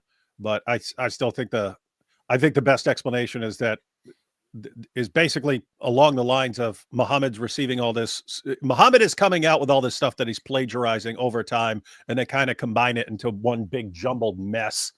It's almost along the lines of the principle of embarrassment on this as well. If you have a group of educated people under the leadership of some later Arab ruler, I would expect you to come up with something like more coherent and organized. Whereas I don't know that the traditional Islamic explanation of why this is a jumbled mess kind of fits the story. So I'll stick with it until there's a better explanation. What do you think of that idea that the Birmingham Quran, that one that was discovered, is actually a source of the Quran that Robert Spencer talked about? No, see it wasn't really relevant to the debate, so I didn't respond. But no, what he's talking about is when you had the carbon dating of it, when it's dated, you get a range of dates. And if you go with the earliest, it's actually before the Quran was supposed to be, but you don't have to go with the earliest. It's a range. He's saying, so at the earliest that this thing could be, it would actually be a pre-Quranic source. And so But yeah, just I mean, you know about like carbon dating manuscripts. You get a range, and the dates you get from the range are based on when the animal dies, and so on. So, Right. and there are Muslims. There were Muslims who responded to this, because you had all the Muslims who, yes, this is proof. It's from the time of Muhammad and things like that. You had actual Muslim scholars saying, based on the writing style and so on, this is actually later. If you're carbon dating it, that tells you when the animal died, the animal that was eventually used to make the parchment. That tells you when the animal died. That's when the carbon countdown starts. That doesn't tell you when when people were actually writing out this script and so on. So anyway. IP and David Wood, what's your response to donkey brain agnostic argument of how you can know Christianity is true and all the other religions are false? Oh, hey, AP. I argue for the resurrection, reliability of the Gospels. I mean, like that's one of if Jesus rose from the dead, game over. Christianity is true and all the other ones are false. It's that is the best way to go about it. And if people are investigating, people think, oh, but there's so many religions out there. When you get to religions that actually say, this is the truth, and here's how you can know it's the truth. Here's something you can examine to find out that it's the truth. You've already narrowed it down to a handful of religions. So I would suggest starting with the ones that can actually be tested on some of their claims. When you do that, however, you start to notice something else. You take like the Islam claims that you can discover that this is true by various means. The moment you start looking into those, you find out it's complete nonsense. I don't mean I'm disagreeing with you because I'm not a Muslim. I mean, you guys give an argument, and the moment you critically examine the argument, it completely falls apart. It's based on nothing but lies. You could do the same thing with Christianity as far as, hey, here's something that Christianity is claiming to be true. And when you actually look into it, you find out, oh, the evidence is there. You can still be skeptical about it and reject it. But like Christianity says, hey, Jesus rose from the dead. You can actually examine that, and you find evidence for it. It's not just something that people are going around running their mouths about and making things up. My suggestion to Mark H would be to look at me when you're talking to me, and also represent me correctly, or else. This guy asks, what was it like in person? The audience seemed small. It wasn't. They were all pretty. All the rooms were full for each debate. Yeah, it wasn't. I think there were like 200 people. Yeah, they were. It was packed first day. The funny thing is, it was packed the first day. The second day, when all the lame people were debating, it was not quite as full. Yeah, that's interesting. People weren't as interested in the what is it, the political debates or whatever. They were more interested in the religious stuff. James told me that beforehand. So he said with the next DebateCon, he wants to do 2 days of religious debates. So, and he told me who he wants me and David Wood to debate, and those are going to be big if he agrees to debate both of us. Yeah, because we know we're not going to find any Muslims to debate. So, yep. No, but I agree. You are correct. We know. We got the big guy. Yeah, we got the big guy. We're trying to. I think he should just drop the lame political debaters. Like, who cares about them anyway? Yeah, a bunch of nerds anyway. Yeah. This guy says he met me. Oh yeah, I'm looking at the numbers. The religious debates are massively popular. Yeah. So he was talking about like the people who were signing up, who wants to see what and stuff like that. But I'm looking at like how many people actually were watching. Way more people watch all of the religious debates than the others. This guy says IP seemed quite intimidating though. I'm very intimidating, especially when I'm standing next to David Wood and I look so much bigger and stronger. It's terrifying. It's absolutely terrifying. The final experiment destroyed the flat earth model. Wes Huff ended Billy Carson. DebateCon 5 embarrassed Islam and sent atheist runnings. Christians are cooking ham right now, says Kenton Park. That's what I was saying earlier. It's like, again, you go back 10 years, 12 years, you still had plenty of atheists, very aggressive. You had tons of Muslim debaters. And now the Muslim debaters aren't showing up at all. And the atheist debaters are showing up significantly more humble and reserved than they used to be. Yeah, I'm still looking for a Muslim to debate me on I want a little bit more popular Muslim, someone who's got a pretty good audience. So like on which is better for humanity, Islam or Christianity. So far, no takers, and James is looking for people. He's tried and he's got a lot of no's, unfortunately. So keep that in mind. You should have a serious debate on whose semen it was. Yeah. Oh yeah, we should actually have. Hey, Central Dawa. Everyone else is blacklisting you because you threatened AP. I won't blacklist you. Let's have a debate on the origin of Muhammad's semen stains all over his clothes. We'll debate the origin of those semen stains, and you can tell us why you still believe in that giant walking semen stain you call a prophet. Yeah. Mr. Robert is correct. Momo, the caravan robber, did not exist. All those who think otherwise are caravanophobic, and all the Muslims were meant to worship Ezra. Good Otherwise, point. you'd be spreading corruption. That's a good point. Muslims do worship Ezra. It's true. Yes. David Wood comes in with compelling narrative. Robert Spencer comes in with facts. Everyone enjoyed. I'm sure haven't had the time to listen to P's debates. LOL. Caca.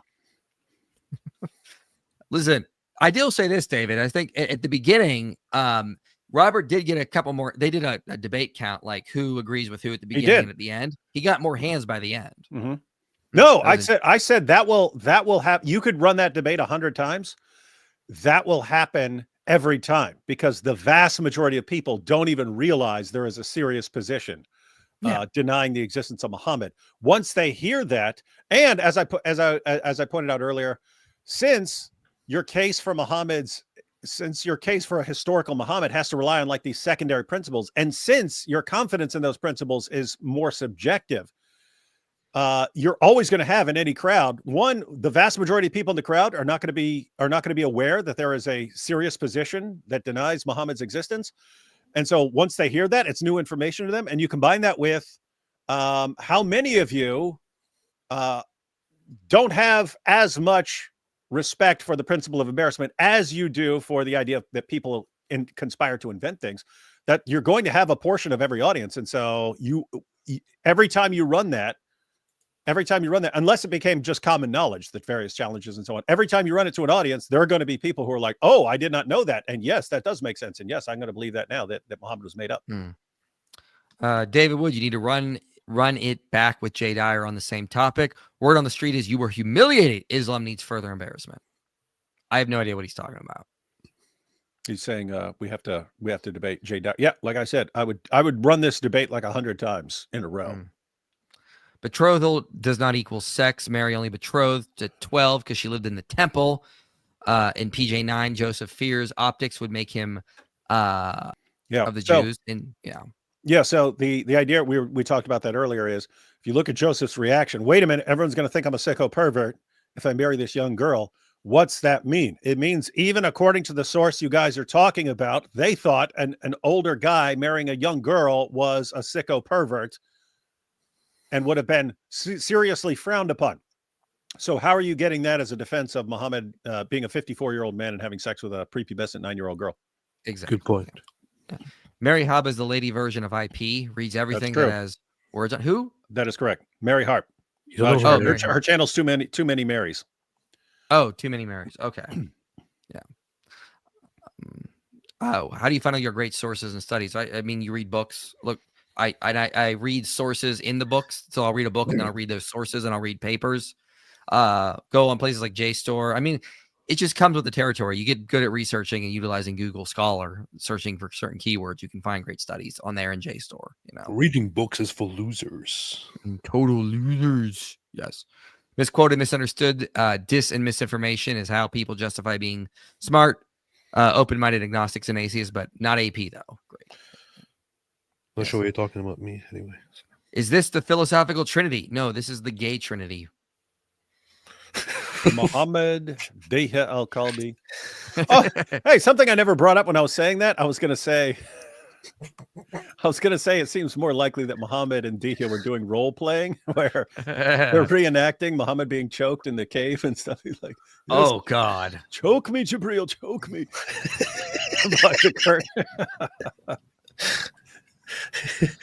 Can you guys break down? Time. Can you guys break down what's happening in UK, Canada? Is Sharia being implemented? Sharia is being implemented. It's just, I mean, Sharia is being implemented in the U.S. It's just to what degree? To small but increasing degrees. So, the basic rule is implement Sharia to whatever extent you can. That's the rule. If you're a Muslim, okay, if you can subjugate a population and fully enforce Sharia, then you do that. If you can't, try to come up with ways of implementing some of it. So under Sharia, it would be like a death sentence making fun of Muhammad. In the West, they don't sentence you to death, but increasingly they'll punish you in some way. They'll charge you with upsetting someone or hurting someone's religious feelings and so on. And they'll actually do that in certain Western nations. So what is that? It's Sharia. It's just like a mild version of it. But the fact that you are coming up with various ways to silence people from criticizing Muhammad, that is Sharia to some extent. So yeah, they are implementing it. Just I would say I don't need to break down the UK. It's already breaking down very well on its own. So. Correct. Yeah.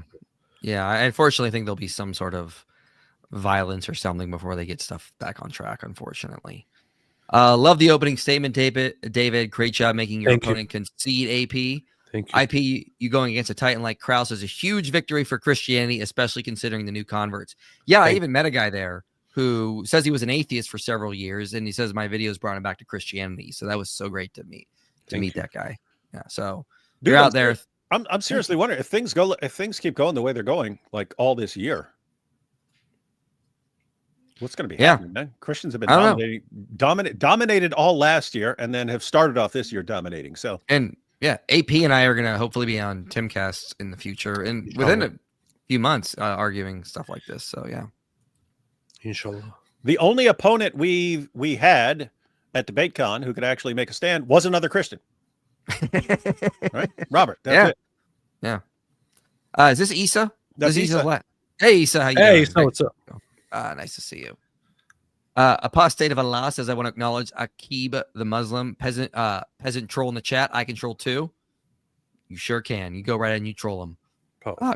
Krause said he could be wrong towards the end. You think he'll follow through? Yeah, I'm going to send him all the studies I have. I'm actually going to sit here, go through those studies, and I'm going to send them to James to send to Lawrence Krause because he said he wanted them. Going to send them all. Going to hold my I'm sure he's just going to read them over and over again. Because he's he so scientific in his criticism. Well, I don't need to read anything. To be fair, he just had Jonathan Rauch on his channel, who was like one of those new atheist folk like 20 years ago. And now he recently wrote a book called Cross Purposes saying, I'm apologizing for the way I was. The U.S. does need more Christianity, even though he's a homosexual and an atheist. He's saying, like, listen, so I might interview him on my channel too. I might try to do that soon. Have you seen the Australian Muslim doctors who said they want to kill Jews when they get the chance? As Islam is dying, it seems more Muslims are bolder. Well, they're not doctors. They were, I think, nurses. They claim to be doctors. But it was a funny thing. Like, this guy is on a chat with an Israeli, and he's like, once he hears that the guy is Israeli, he's like, oh, I'm very sorry that you're Israeli, because unfortunately you are going to get killed, and you will go to Jahannam and will burn there forever. And the guy's like, what do you? And he says, if an Israeli like me became sick and got to the hospital, what would you guys do? And they were like, we wouldn't treat you, we would kill you, or something like that. So they have both been banned forever from ever working in a medical field, and now they're both having breakdowns and arguing that they were just joking. Oh God, yeah, that's messed up. Did you notice that's did you notice that Spencer Briley did the Dawa voice during the Q&A was cracking me up? When was that? I think I missed it. What did he say? I don't recall exactly what he was saying, but yeah, I remember that. It is funny that everyone uses a Dawa voice now. You see? I started it with you see, this is the proof and stuff like that, and then AP added kind of a raspiness to it. This is what we you see. Did he? Which is superior. Did Spencer say you see? I don't remember what he said, but I remember him using the Dawa voice at some point. Because I wrote Did Muhammad Exist, the first edition, in 2011, and people were writing me, this is like 2017 or 18, saying, oh, you have to retract your book now. You see? Because everyone loves the Dawa voice. He actually did. He actually said, you see.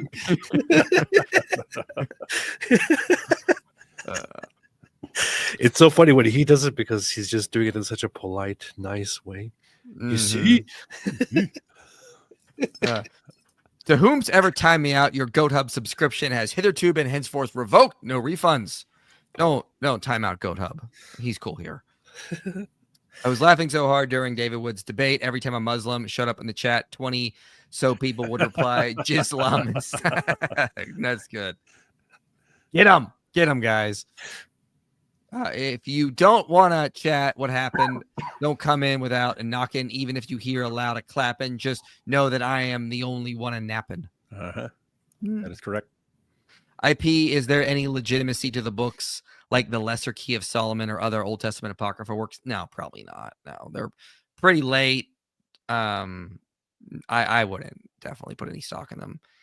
Have any of you ever considered making a top 5-10 Muhammad sus moments in a video?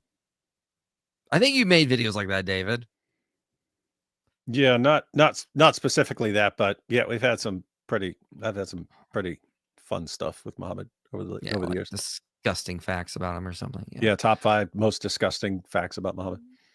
Hi, IP. Sociologist on your show said there was a debate as to Christianity causes the benefits or Christianity is vector for Northern European ethics, which causes these benefits. I don't remember who or said that or what, but no, because I don't just make the sociological case. I also make the historical case. That's why I'm coming out with videos. I'm currently working on a script, how Christianity created human rights, how Christianity educated the world, how Christianity saved children and ended slavery and these kinds of things. So you got to use the historical evidence with the sociological evidence.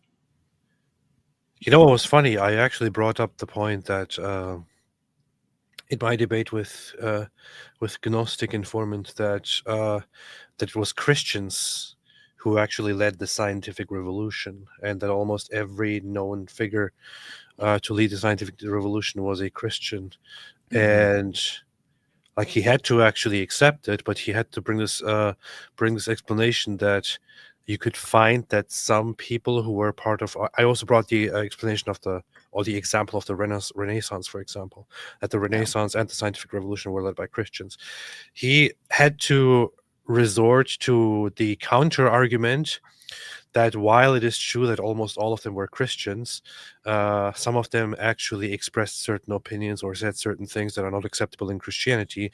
Therefore, we can't credit Christianity. And then, but he also then argued that Islam made contributions to science, which is known as the Islamic Golden Age. So I brought up, wait a minute. You did, yeah. We have lots of those Islamic scientists who outright rejected Islam, or who said that if you have to choose between science and between dogma, you should choose the science, and so on. So are we then supposed to say that Islam didn't have any that we can't credit Islam for the science? You're contradicting yourself, and he had to concede that. That was quite cool. One of the interesting things in Toby Huff's book is he brings up dissection and how in Islam, like dissecting bodies was forbidden, and so that slowed science down. Meanwhile, in Christian Europe, they started dissecting pigs because they were allowed, and then they started dissecting humans. So they made incredible advances. And like Gnostic Informant actually brought this up in your debate about Galen not being updated. Well, the reason was there was an early idea that like the old masters were just so good, you can't update Aristotle and Galen. Who started pushing back on that? Christians. Peter Abelard, for example, pushed back on Aristotle, and some of the medical experts who were doing dissections started adding corrections to Galen because they were allowed to dissect, whereas they were forbidden in the early Islamic world. And so Christian like medical health just started taking off. They started understanding the body better, and it led to much more advances because they were dissecting. Yo, David, on your Ramadan video, where did you get your sources? I'm doing my own study on it, and I loved it. I do not remember because like in there I was citing like news articles and so on various problems and so on. So yeah, that was a while back. For any of those, all you'd have to do is like take a quotation from the source and search for it, and then whatever article it was from or whatever should pop up in a search. Yeah. Why are scholars saying Numbers 31 is sex slavery? See what I brought up in my debate with Daniel Hakikachu.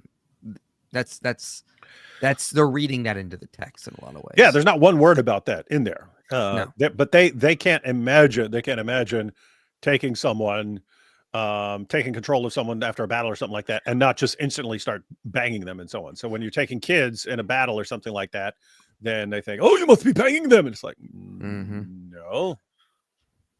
Yeah. Debating humanism against Christianity seems pointless if we believe historian Tom Holland's claim that humanism is just godless Protestantism. Yeah, and he presents a lot of evidence for that. Yeah. It is. Yeah. I was expecting Krause to bring up Exodus 22:18 when he mentioned witch trials. How would you have answered that? That doesn't say witch. It says necromancer. So witch trials, yeah. You know, the witch trials. Those witch trials are what he's talking about. Witch. Yeah. It's like someone who tries to communicate with the dead. That's what that verse is talking about, not someone who actually does witchcraft. Hey, what do you call a witch from Arabia? What? A sandwich. That's a good one. I'm gonna write that one He's down. only allowed to say that because he's Turkish. Weren't the final judgments for witch trials impositions made by the rulers of the time, or was it more complex? More complex. Read Nathan Johnstone's book. That's a good one to go to. I think because you look a lot at the messenger of truth who attempted to refute your God doesn't hate sinners short. Yeah, if I get time, I'll look at it. I tried. Did Keener get back to you on why he dates the Gospels of the 80s? No, I haven't heard anything. He's busy. IP, you're too strong, and God gave your voice cracks.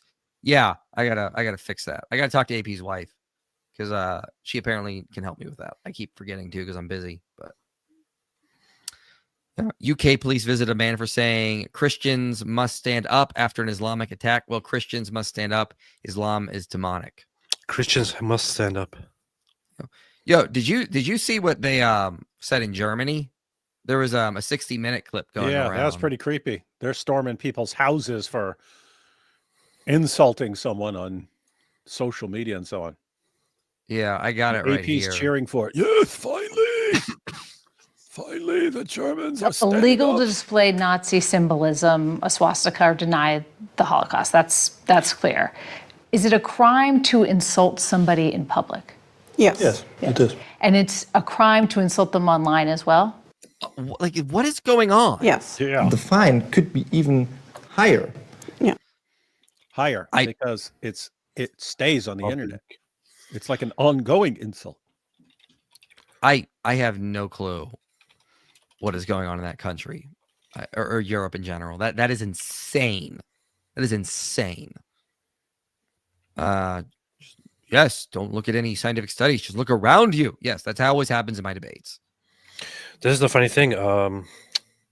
This is actually why I was detained when I was in Germany a few weeks ago, when I went to the pro-Palestine rally, and I was standing there, and I talked into my microphone as I'm filming, and I said, "And here you have people protesting for rape, for terrorism, and for Hamas." And then somebody turned around and heard that and went to the police officer and said, he said that we are Hamas. He's insulting us directly. He's attacking us. I want to make a complaint. So and they alleged that I insulted them and all that. So and they have to take a statement of me. They have to take me to court and all that. So that's how things are. Do you have to go back to Germany for court or anything? No. Okay. Honestly, I'm probably not supposed to say what the police officers thought about the whole accusation. Yeah. But yeah.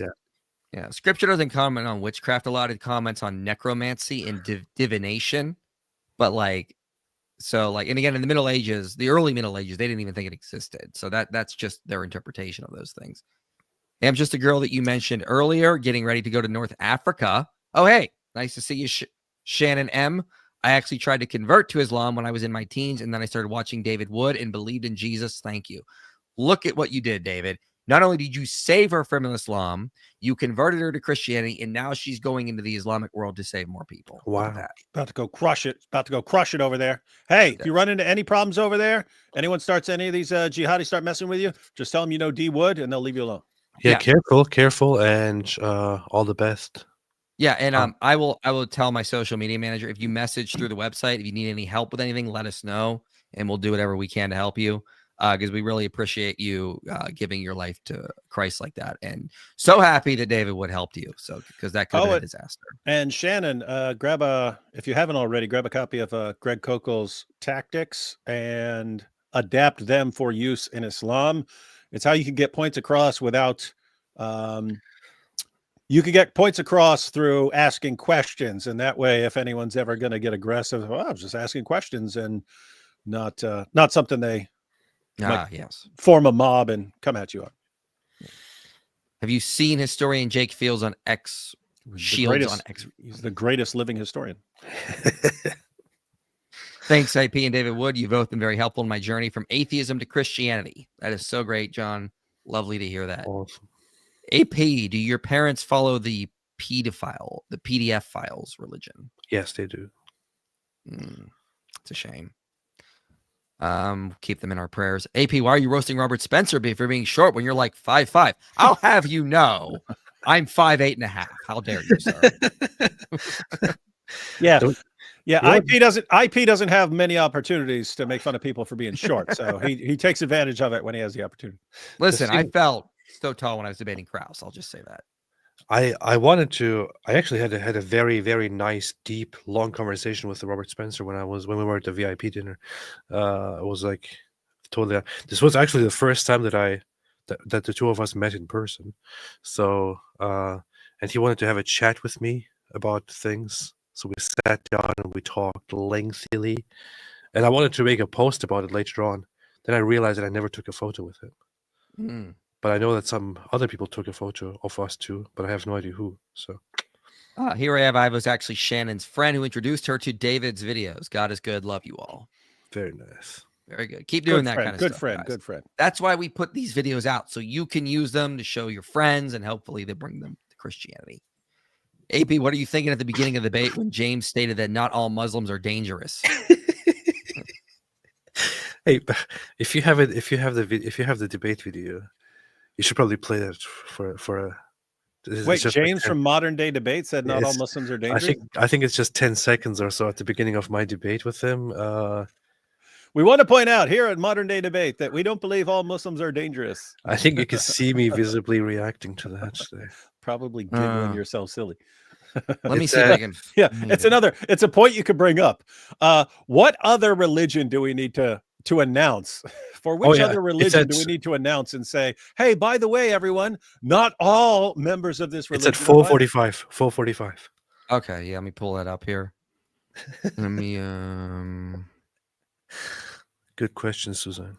On a testify, of course, that in our earlier opening statements, we're not saying every Muslim or even a certain percentage have malevolent ideas.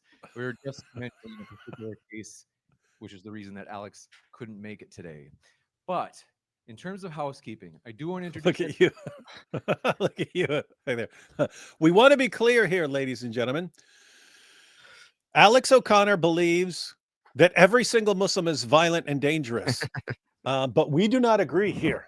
That's why he didn't want to come, because he thinks all Muslims are dangerous and violent, but we don't agree.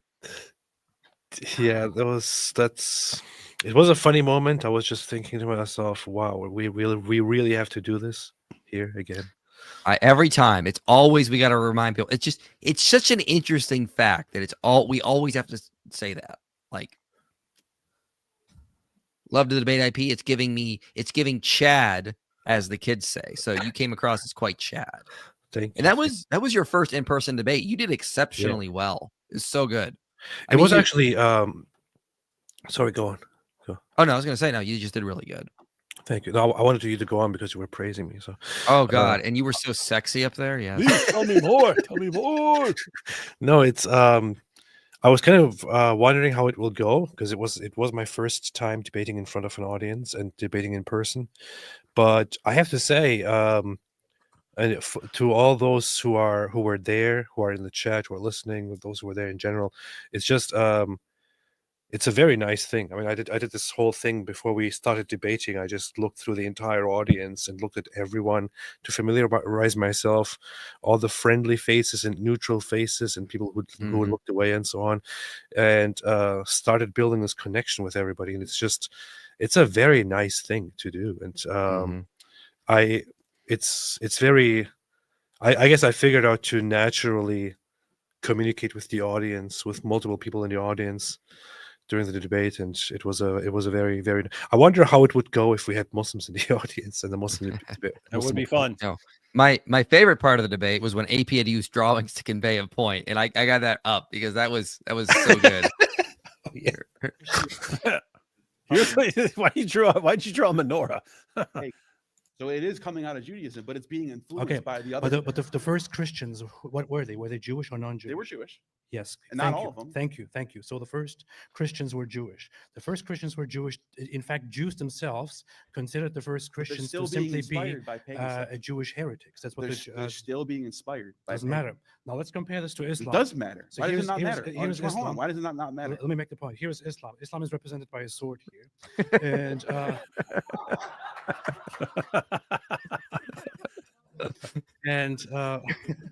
instead of originating from Judaism, it develops from its own place, goes and adopts things from Judaism and Christianity, but is still its own thing. It never developed out of Christianity or out of Judaism.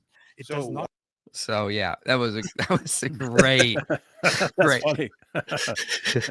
Islam is represented by a menorah, a cross, and a sword. That's the funny thing is, as I'm sitting there, I'm thinking. I was thinking of drawing a Star of David, and I thought I'll just do a menorah instead. It'll be even better for historically. And then I'm drawing a cross, and now I was thinking for a second of drawing the moon, and then I thought, no.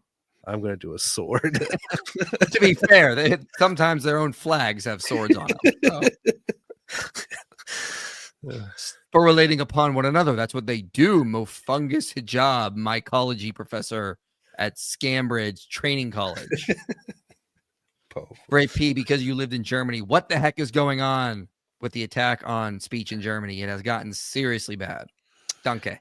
Things are at a very, very bad point, at a breaking point right now, and the AfD, the party that is an alternative to everything, is currently pushing to change things toward a better direction.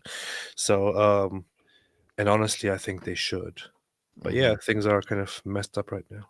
Yeah, I was support staff. Honored to meet you all. You as well, sir. It was great to meet you. Wow, nice.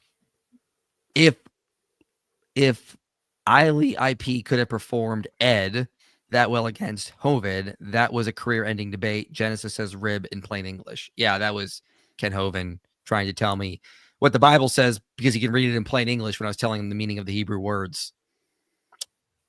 So, IP, stop saying, oh God, using the Lord's name in vain. Well, it's not his name. His name isn't God. So I never understood that argument. Are atheists deliberately taking dives between soft stance agnostic atheists like O'Connor and a lack engagement in debates? I'm dubious. Hey, that would be funny if like all the atheists got together like a year and a half ago and they're like, okay, guys, this didn't go the way we thought it would. We thought we'd get a scientific utopia. We need Christianity back. Let's all go out to debates and half of us will run and the other half will sound really dumb. I have no clue. IP, I previously asked IP, but I was wondering if David had any opinions on the reliability of Fox's Book of Martyrs. Some of it's good, and some of it is because the sources that these claims are based on have varying degrees of reliability. So if you want to know, if you want to divide it up and say, okay, what do I really know here, and what may be true, but it's based on later sources, so you can't really know for sure. Sean McDowell, go with Sean McDowell stuff, where he actually goes through the sources and sort of assesses things based on their historical reliability. Yeah. What about David frequently says there's no early manuscript evidence for Islam, but wouldn't the Birmingham manuscript be early? No, because the manuscript dates early, but the actual writing happens later. Oh, no. This is a different question. When I talk about early evidence from I'm talking about biographical material, right? The earliest biography that we actually have access to, and we don't even have this. We have a later recension, and we don't. So the earliest detailed biographical source we have would be Ibn Ishaq, and that's more than a century after the time of Muhammad, and we don't even have that. We have a later version of it that was sanitized and so on. With when you're talking about the Birmingham manuscript, you're talking about the Quran, right? You do have earlier evidence for the Quran than you do for the biographical sources. That doesn't hurt the mythicist case. They don't believe that the Quran is really about the Muhammad that we're talking about, right? So the Quran, for instance, the Quran only mentions the word Muhammad 4 times. So it's not saying Muhammad went here and Muhammad did this and so on. The Quran only mentions Muhammad 4 times. The position of Robert, the mythicist, is that this is actually a title and it's referring to someone else. So in other words, so you have the Quran, it has these details about someone. You can't really tie this down and make it a coherent picture of Muhammad without the later Sirah sources and hadiths. So he's saying if those later sources are made up, you don't know what this stuff is talking about. You just don't know. And you don't know if that's talking about the Muhammad of history or some other person, or if it's a title that referred to someone else, even Jesus or something like that. You don't know. So yeah, there's a distinction between your manuscript evidence for the Quran, which you do have. You have earlier manuscript evidence for the Quran. As far as the biographical details, the biographical sources, which are required for saying this is actually talking about Muhammad, this guy from Mecca and so on, you have later sources for that. So if you don't believe those later sources and you believe those are made up, then you're just stuck with the Quran, the most incoherent book in history. And so, yeah, I will say the Muhammad mythicists don't sound crazy like the Jesus mythicists do. They actually have some interesting points. Yeah. So, and notice the difference, right? All the sources that we use as Christians for the historical Jesus are first century sources. So if you want to say they're making up Jesus, okay, you're talking about a bunch of people very early on, all making up this guy.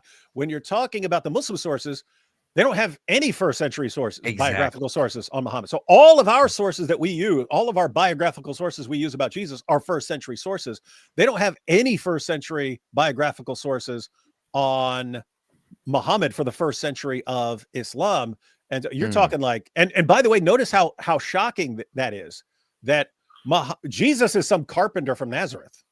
And you have all these sources on him. Muhammad is supposedly going around conquering Arabia and challenging all the leaders of his time, and everyone's in a panic mode, and you can't find a source about it. Yeah. So yep, that's an issue. If you could look 10,000 years into the future and see that Christianity has become totally extinct, would that change your worldview? Yes, because it's supposed to continue and not fail. So yeah, that would change my worldview. Gnostic informants seemed like a nice, genuine dude. It clearly looked like he was just trying to play devil's advocate in the debate and agreed with AP. He was also doing that in his debate with the next day with Andrew Wilson. And again, he came across as very genuine and nice and humble in that as well. Yeah, I saw people say very nice things about that debate. And about how it actually helped people understand Andrew Wilson's position much better, because he was basically asking him questions, and Andrew Wilson had like the opportunity to give genuine responses without going into like a bunch of fighting and all that. Yeah, and the way that Andrew Wilson defined Christian nationalism was in no way the way that I define Christian nationalism. So it's like his Christian nationalism I was all for. The Christian nationalism I'm against is this authoritarian Nick Fuentes nonsense. What about the Prophet Seaman? Hey, guys, a new name for Muhammad just dropped. Which English? Prophet Seaman Stain. Prophet Seaman Stains. Which English translation of the Bible do you prefer, ESV or NASB? We do a review of the Ignatius Study Bible and stay away from Islam. I don't think so. Yeah, guys, in deciding what Bible you prefer, you don't want to get some weird heretical Bible and so on, but a lot of it's going to come down to like what you prefer. Do you prefer like sort of the literal translations, or like the kind of thought for thought translations? So if you like literal, then ESV, NASB, that's what I prefer. If I'm quoting stuff, I prefer NIV, which is more the kind of thought for thought. It's not as strict and literal in the translation. Yeah. But it kind of depends on what you prefer and what you're doing with it. That's what they do. What are your thoughts on mysticism from all three Abrahamic religions? Do you think that a person can come away with a mystical, esoteric understanding? How faithful are the texts to these interpretations? I don't think if you come away with these texts, you can understand them as just being like esoteric and not actually trying to argue Moses and Jesus were real people, as well as Muhammad in the Islamic text. I don't think you can come away with that. No. And, you'd have to take a different interpretation, which is totally not what these texts are saying. But you could also simply observe or go with a mystical, esoteric understanding while still believing in the, in the literal aspect of the texts. Like this is, for example, in I don't know, in Jewish mysticism, this is very much the common thing to do, which is to take the Bible literally as it is. Everything is historical. Nothing is allegorical. Nothing is So nothing is not historical, but everything has even further, deeper meanings and stuff like that. Like this is how it developed. To my understanding, Christian, for some reason, some interesting reason, which I'm kind of curious about, is that in Islam you also have the mystical currents that are very, very popular, the Sufis that are actually quite popular among the Muslim world. In Christianity is a religion where there doesn't seem to be like a very widespread mysticist movement or something. You have it. It's just not the same as what you get with like Jewish mysticism or like the Sufis or something like that. It's there. But a lot of the traditional ones don't take a lot of like. I think they still believe in the historical figures. I don't know. I don't think it's the same though. Michael Cohn is coming to my school. If I have an atheist friend coming with me to watch, please pray about it. Yes, will do. IP, David Wood, AP, you guys are, you two sure do. You guys are the reason why so many have left Islam and converted to Christianity. How do you all feel about your impact? Provide details. I don't know what details you're looking for. I'm always just humbled and thrilled to hear that. But I don't know what your guys' thoughts are on that. Yeah, whenever I think about it, because here's the thing. I always feel like everyone's got like some small thing to do. So I'm thinking I have a small thing to do and other people have their small thing to do. And, when you combine it all, it makes some big difference and so on. So I never think of myself as anything more than just doing my little part that I have. But then, I go places and everyone's like, oh, you changed my life and stuff like that. When someone says that, it actually reminds me of my first prayer in the jail cell. When I said, God, I don't know if I'm going to believe in you tomorrow, but I believe in you right now. If you can do anything with me, you're welcome to it. And it was almost like, I don't believe you can do anything with me because that's how screwed up I am. And so whenever something cool happens, I always think, gosh, I prayed that. I think I had a similar prayer where I said, listen, God, if you can use me to save one person, that would be worth a life. So I'm here. I'll do whatever you want. And that's kind of contrary to David, I never think I have a small thing, but when I hear that people like leave Islam and go on with their lives and convert to Christianity and all that, it makes me feel happy. I feel relief. And it is a good thing, and it motivates me to simply continue and do more. It's good to see. Yeah. IP, going to try to reach out to Richard Dawkins for a debate. I know he doesn't debate as much these days, but that'd be awesome. Yeah, I'd love to. You got James in the chat, by the way. Oh, I saw. Hey, James, what's up, man? Where he is. Yeah, I'll try. I mean, I'd love to have Richard Dawkins for a debate. Maybe James, if you're in the chat, still set that up. I'll debate Dawkins. Dawkins is not going to do it. That would be more of a smackdown than you and Krause. I'm maybe if I ever get on the Joe Rogan podcast, I'll convince Joe to like bring him on and have a conversation. Act like a Dawa guy. Yo, Richard Dawkins, where you at? What's up? Where you at? Wait, I'll do it like this. Richard Dawkins, where you at? Just in the middle. Like Joe would just be like, he actually did that. It's so stupid. Joe would just be like, so tell me about DMT. And I'll be like, Richard Dawkins, where you at? Totally out of context. Stop skipping my chats. I pay for them. Sorry, Sarah. I've got 183 to go through. I'm trying to get to the questions. You really can't blame IP. I'm seeing it right here. 180 super chats. Like what's even that's crazy. I'm putting them all on screen. They're all getting on screen. I'm just trying to get through them all so we can get there. I heard free speech led to the Holocaust. Well, that's stupid. I recommend the Orthodox Study Bible. Oh, that's a good one. I have one of those. Appreciate the relating of debate experience and advice for settling nerves. AP, as an aside, IP, did you skip my first super chat by accident? Possibly. Again, there's so many here. It's hard for me to get to them all. We're up to 186 now. Apologize if I did. Maybe I can. Speaking of this, Larry, thank you. I mean, to make it very candid and very there I found it. Fun to relate. It's actually there's a cool thing that I kind of unconsciously did during the debate, where I don't know if others do this too, but where before the debate started, I feel like I picked out and started focusing on several people in the audience, and I found myself repeatedly throughout the debate looking at those very same people to just interact with them and get their reactions and so on. I feel like it made me keep going in a much better way with the debate and all that. It's a very, very nice thing to do. Shout out to those people in the audience. Yeah. If I skipped your super chat, I apologize. There's been so many that have come Very in. rude. Very, very Yes. rude. I'm a rude person. People Sometimes think I'm I a psychopath. Terrible person. I'm partial psychopath. Sometimes I feel bad for Isa. Hears so much abuse on his prophet, and he's such a sweet guy. I understand he's doing the interface thing, but never tries to defend Muhammad. Is he like a full-blown Muslim? Because I thought you said he wasn't. He's a Sufi, so he would be in the mystical realm, which is part of the problem. It's part of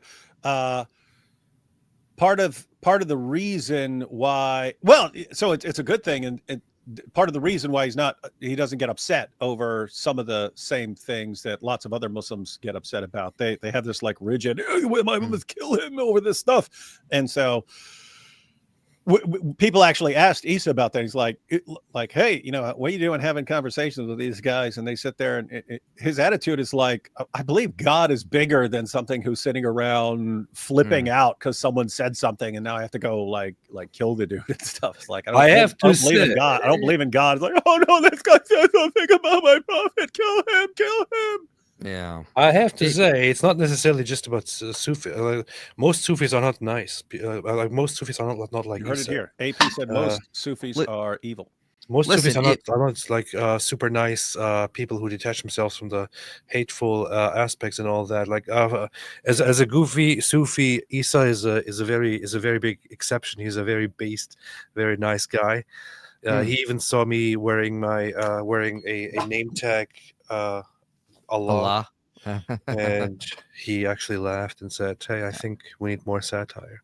So listen, I'm telling on him right now here. If more Muslims were like Isa, I would not be so against Islam, because I would not be worried about the rise of child marriage. You're correct. In fact, when I'm sitting there blasting away at Muhammad, like if I looked out, if I were debating and there were a room full of Isas, I would be significantly nicer than when I'm blasting away. The reason is the overwhelming majority of Muslims are like, yeah, but child marriage is okay, guys. Yeah, we got to bang the little kids and stuff, and that affects the way you approach a debate topic dealing with. But when you say room full of Isas, I'm imagining Isa over and over and over and over again. Them like doing something in motion like this would be amazing. Hey, that would be an awesome project. Clone Isa a bunch of times, and then change the Muslim community by cloning Isa a bunch of times. Question for all three. I heard someone say radical Christian would become a monk, but a radical Muslim would join Hamas. What do y'all think of this statement? This is something I have pointed out with terms of like, people say that Islamic world needs a reformation. Well, reformation is trying to return to the original teachings. No, I don't think a reformation in Islam will look the same as the one in Christianity, because you go back to the early Christians, they're peaceful. They're just saying like, we're going to be persecuted and hated. We want to exemplify that. But the early Muslims were conquests. They were there was a Muslim reformation. It's called Salafism, right? Yes. The Salaf, those are the first three generations of Muslims, right? So they're saying, hey, our beliefs and practices, you have to be able to get them from the first three generations of Muslims. If it's coming from later, it's innovation, right? So what is that? That's saying, hey, Islam developed a bunch of ideas and practices and so on over the centuries and stuff like that. If those do not actually come from those first three generations, we don't want it. And there's your reformation. I would say IP too. Nice. I love that. That always just makes me giggle. I love it. There's actually there's a very good point that was made in the one debate, which is like the only interesting debate here, which was between Apostate Prophet and Gnostic Informant. That was at the end of the open dialogue section, where Apostate Prophet actually made his final conclusion, and this is directly about this topic about becoming Christian, becoming Muslim, where he said something very, very interesting. What time is? It's at 1:28. 1:28:50. 1:28:50. Okay, let me pull that up here. Okay, I got it. 128.50. Okay. Why was Muhammad? Wait a minute. It didn't go. For some reason, I clicked and it didn't go. So Very, very shameful. Hey, honestly, Disgusting. just going to make this point here. I can't say what people should and should not do, why there is or is not crime. However, if most people became Muslims, the world would be a worse place. If most people became Christians, the world would be a better place. alhamdulillah. Powerful. See, and he agreed with it. We'll jump into the Q&A. If you happen to have questions, please line You up. see? And then we're going to move it just a bit See? back. You Powerful. see? Powerful. Absolutely powerful. Yes. And based. A bad Christian doesn't keep Lent or go to church. A bad Jew doesn't keep kosher and runs rabbis. A bad Muslim doesn't kill the kuffar. From one mic to another IP, you rock. Thank you. IP2. Wasn't Gnostic Informant the one who was hating on you with the misvision nonsense? Yeah, they tried to do this really, really poorly put together video where they were like, they thought they got me on this really bunch bad of brainiac, research. bunch of brainiacs there. Yeah, they said like I you. did this. They said I talked to a seriologist, Dr. Josh Bowen, and then I went and gave a presentation and ignored everything Josh told me. What they didn't tell their audience is that I gave the presentation months before I talked to Bowen, so I didn't know his views. But they set it up like I was just fishing for information and then wanted to give a view to help in it Christianity. And so they made me try to look like they tried to defame me. And the problem wasn't that they made a mistake. The problem was they got this information from poor research, and then they immediately went to make a video attacking and defaming me, and they never apologized for it. They just gaslit after that. So that was the big problem with them. Like, if you're going to try to defame me, like, you're going to expose yourself. You basically expose yourself as being pretty wicked in your goals. Like, you got what you thought was bad information on me, and your first thought was, let's go run and make a video exposing him instead of coming and trying to hear my side of the story, which was what the problem was. Richie Dockies, where you at? Where is your fortitude? Richie Docks. Yeah. Wait, dissection is forbidden, but the prophet can cut hands off and brand eyes shut for not liking his recommendations to drink camel urine. Powerful. Yes. IP up, but you beat Lawrence, therefore he must pee more. IPUP. IPUP. I said up. When people point out IP up. I don't know. I just read it. When people point out the textual critical differences in the Isaiah scroll, do you think they're being nitpicky? They're being nitpicky if they're saying this suggests that it, it's not reliable or something like that. No, the textual criticism shows very reliable transmission.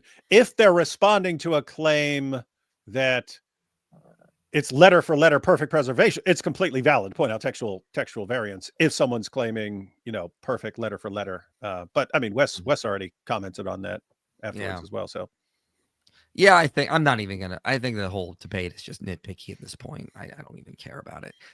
Goy on the right needs to chill, interrupting. Which you're right. Yeah. You're right or am I right? Oh. Probably David. Probably, yes. So you guys gonna go live on whose channel tomorrow?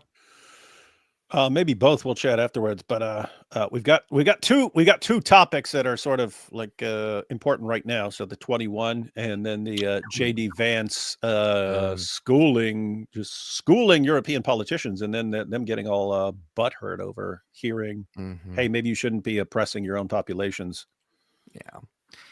Yeah. I'm gonna see when I can.